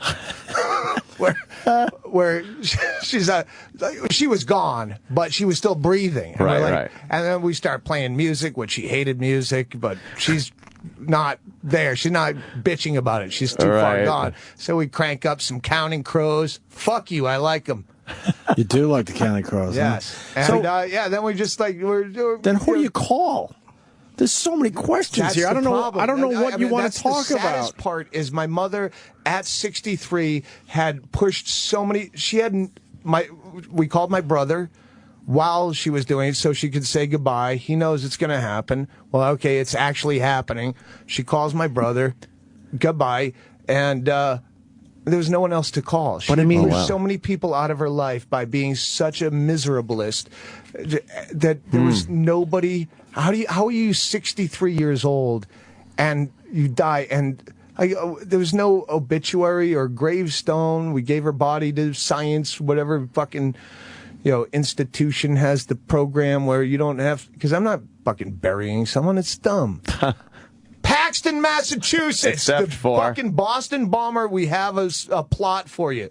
Plug. So wait. My plug. I plugged Doug Stanhope CelebrityDeathPool.com. Right. Please. That's another whole story. Most fun I've ever had gambling. But that's Doug Stanhope's. Go find that. And yeah. Wait. So now your mom's dead. So who you call the next day? Oh, to take care of the I don't know what you business- want to talk about. business So end of shut it. me down anytime you want. No. These are like the story is so detailed that when I tried to make it into a bit, it was just all right. Now there's 20 minutes of you talking about your dead mother. Get to the point. But that was one of the funny things. Bingo, she came to our house and they set up a hospital bed in hospice care, set up a hospital bed in the living room. So, and I had a friend that would change her catheter when because I'm not touching my mother's vagina. Right. I don't have. I gave birth to you. Well, I didn't ask you to. Fuck you. I'll get someone to do it. Plus, who needs to fucking realize at that moment, like, wow, this is fantastic. 8.2% unemployment rate in Cochise County. I can find someone to fucking change a Foley bag. So, so when she's gone, but she's still like breathing. Oh, she's breathing, but she's gone. But she's breathing. And then we've been drinking White Russians with her, and we'd already taken Xanax before she decided it's time to go. And we're like, oh, fuck. Finally, we pass out, and a caretaker called the paramedics. A hospice patient has died. The paramedics came in and tried to take Bingo's body because she's passed out on the couch. We have an L-shaped couch. So I'm on one side of the L, she's on the other. Right. My mother's in a hospital bed, and they go directly to Bingo thinking she's a corpse. Holy shit. And I don't want to say her name, but the caretaker is like, it's her.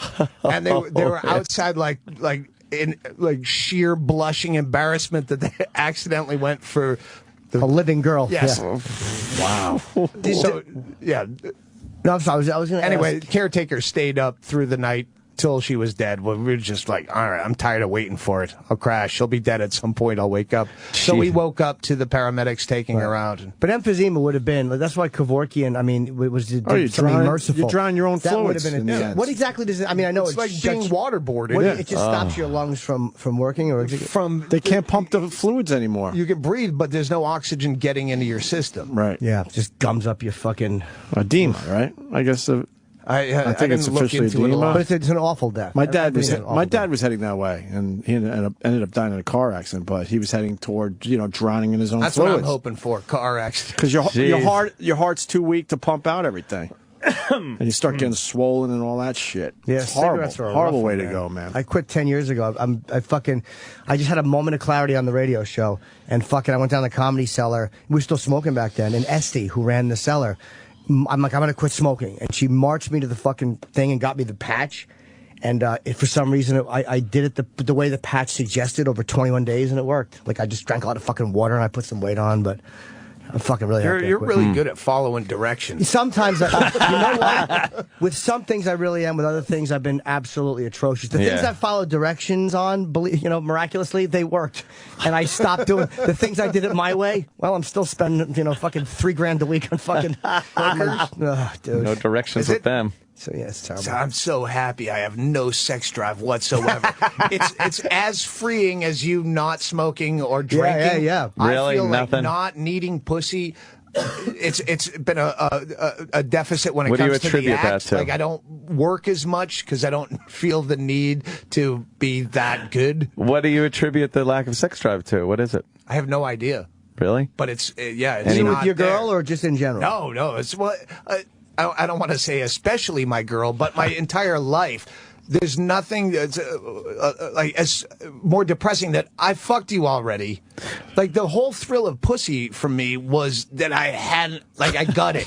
Like, it was an accomplishment. It was knocking down all the milk jugs at the fucking carnival, Right. 3 balls for $1. Oh, fucking, I got this one with 1 ball. I fucking nailed this.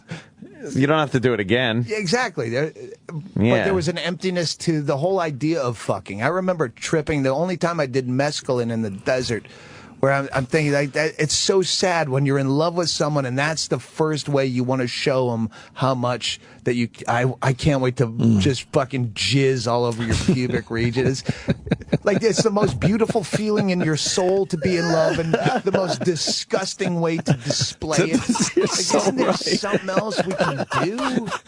You're kind of right. God, other than have a wedding, It doesn't. shit. It really doesn't match up now, does it?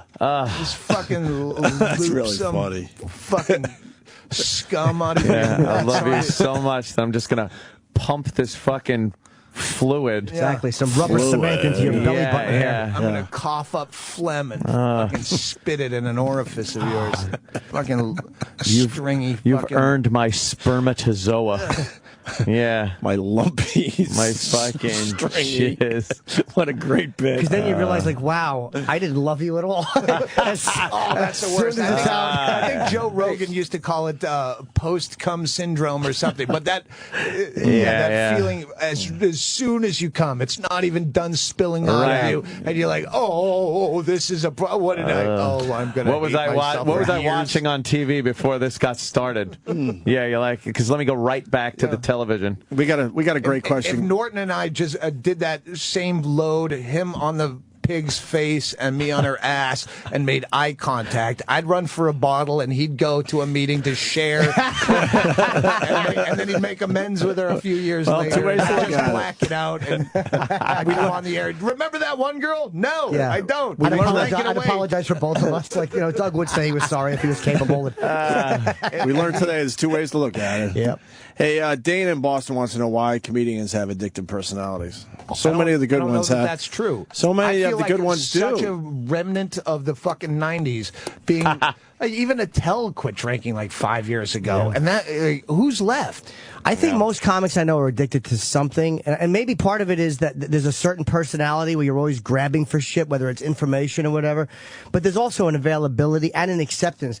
Like with comics, who's a comic that's still fucked up? Not even fucked. I'm saying addicted personality doesn't even mean just booze. A lot of them don't drink, but they still smoke. It could be sex, or it could sexually, be food, or gambling. Right. Like most people I know have something either in their past or in their present, and I think part of it is nothing. Like, we're having this conversation about drinking and stuff, but Doug's drinking vodka, and in our job, I'm not like, oh my God, Doug's drinking vodka. Like, no one gives a fuck. It's a very accepted profession to do almost anything you want. But why is that? But that's also, I think, why a lot of people don't anymore. Like, okay, I did that. I don't do that anymore. Once I realized I could, like, when you can, I can do that. It's like when you find out you can smoke in an airport. nothing makes me want to stop quitting smoking if I've quit, but you can smoke somewhere you shouldn't. Oh, I'm going to do it this time. I'm in Denver. They have a smoking lounge. I've come off the fucking smoking wagon, but I don't know many any comics that aren't addicted to something. If they're not actively drinking, they're still alcoholics who have quit. I don't know any that are fucking I can think of. I know nothing but sober comics. I who's saw still Craig. fucked up. Let's just say a comic named Craig, and I was so happy he was drinking last night.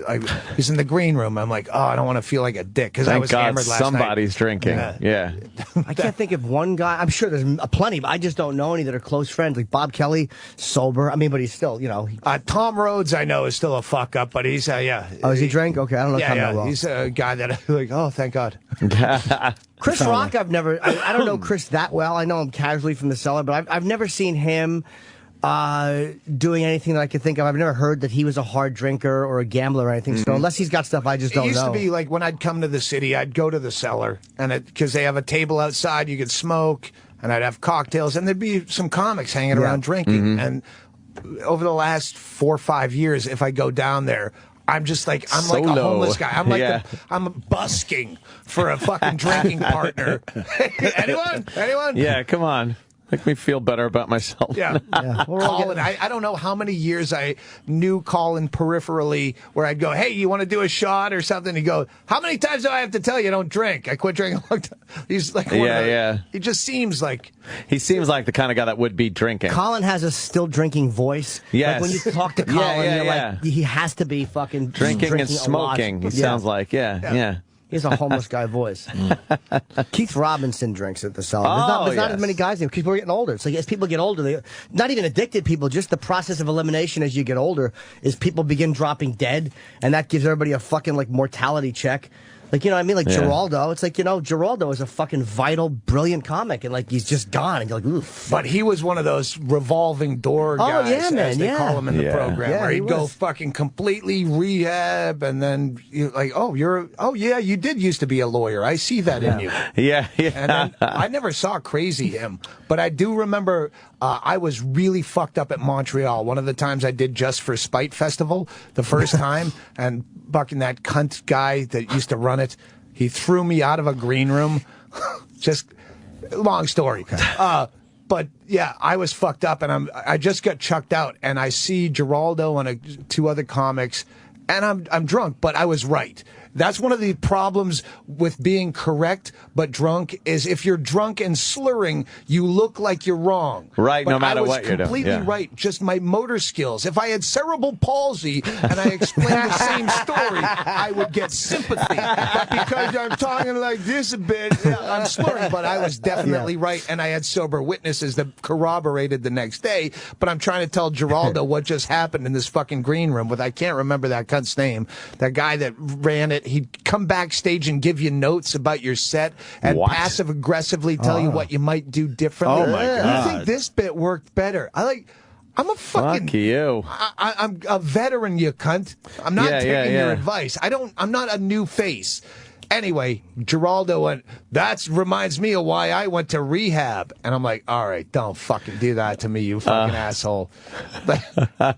Just because I'm... and then he died, and I took a little bit of, that's why I fucking... Yeah, that's why I went to rehab. Holy shit. If you were there. Last time I saw... Ron White. Ron White was there. Ron White is a comic who's still fucked up. Oh, boy, is he? Fantastic at it. Yeah, he's very funny. Yeah. Fucking...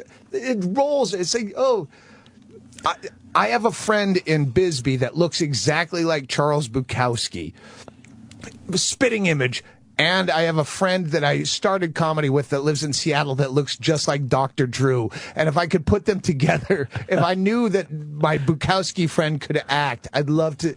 What would fucking... I think we might have talked about this. What would fucking Dr. Drew say to Hunter S. Thompson? Right.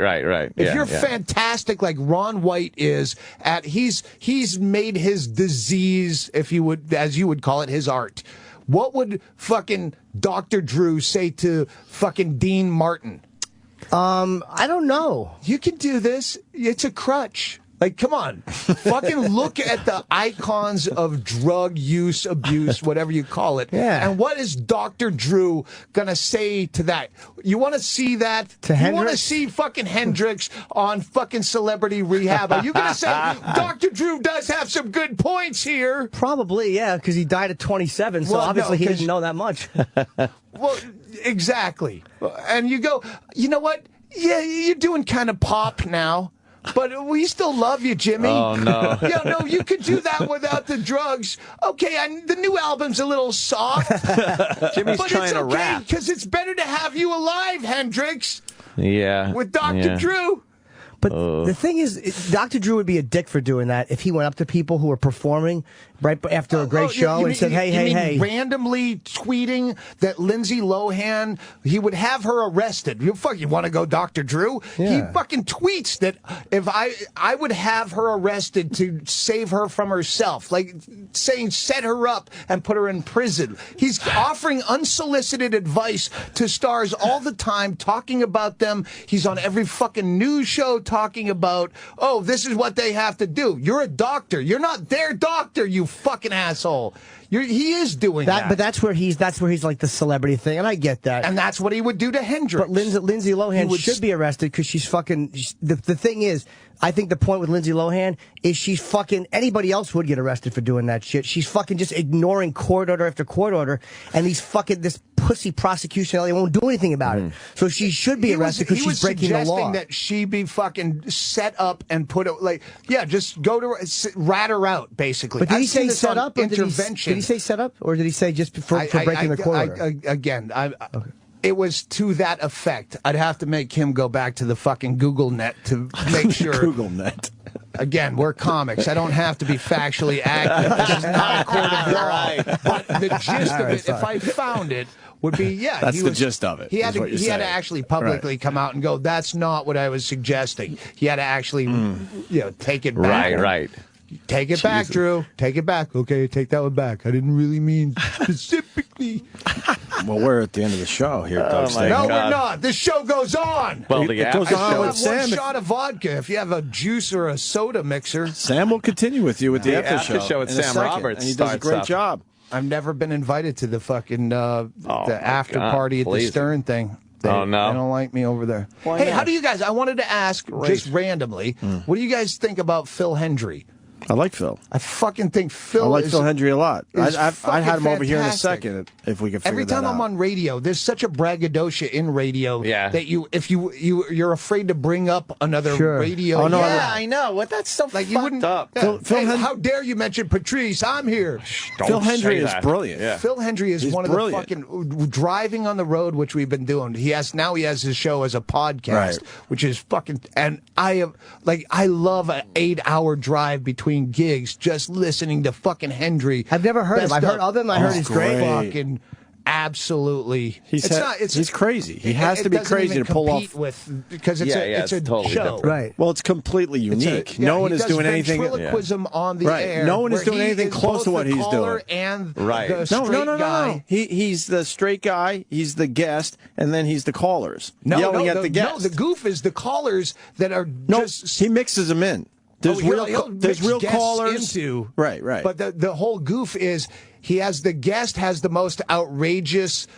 I believe that we have a petition drive to get the names of the 9/11 hijackers on the memorial wall because they did die as well. Right. Are you telling me? So he's doing this ventriloquist act where he's the most, and it's the goof is the people who don't know it's a goof. Oh, my God, calling in. I'm outraged. Right. I've never heard this show before, but I'm outraged. How does he he'll get just them on a ramp it up? How does he get those casual people on a podcast now? That's got to be hard. No. It's a podcast is the best of the radio. The radio show, yeah. So, yeah.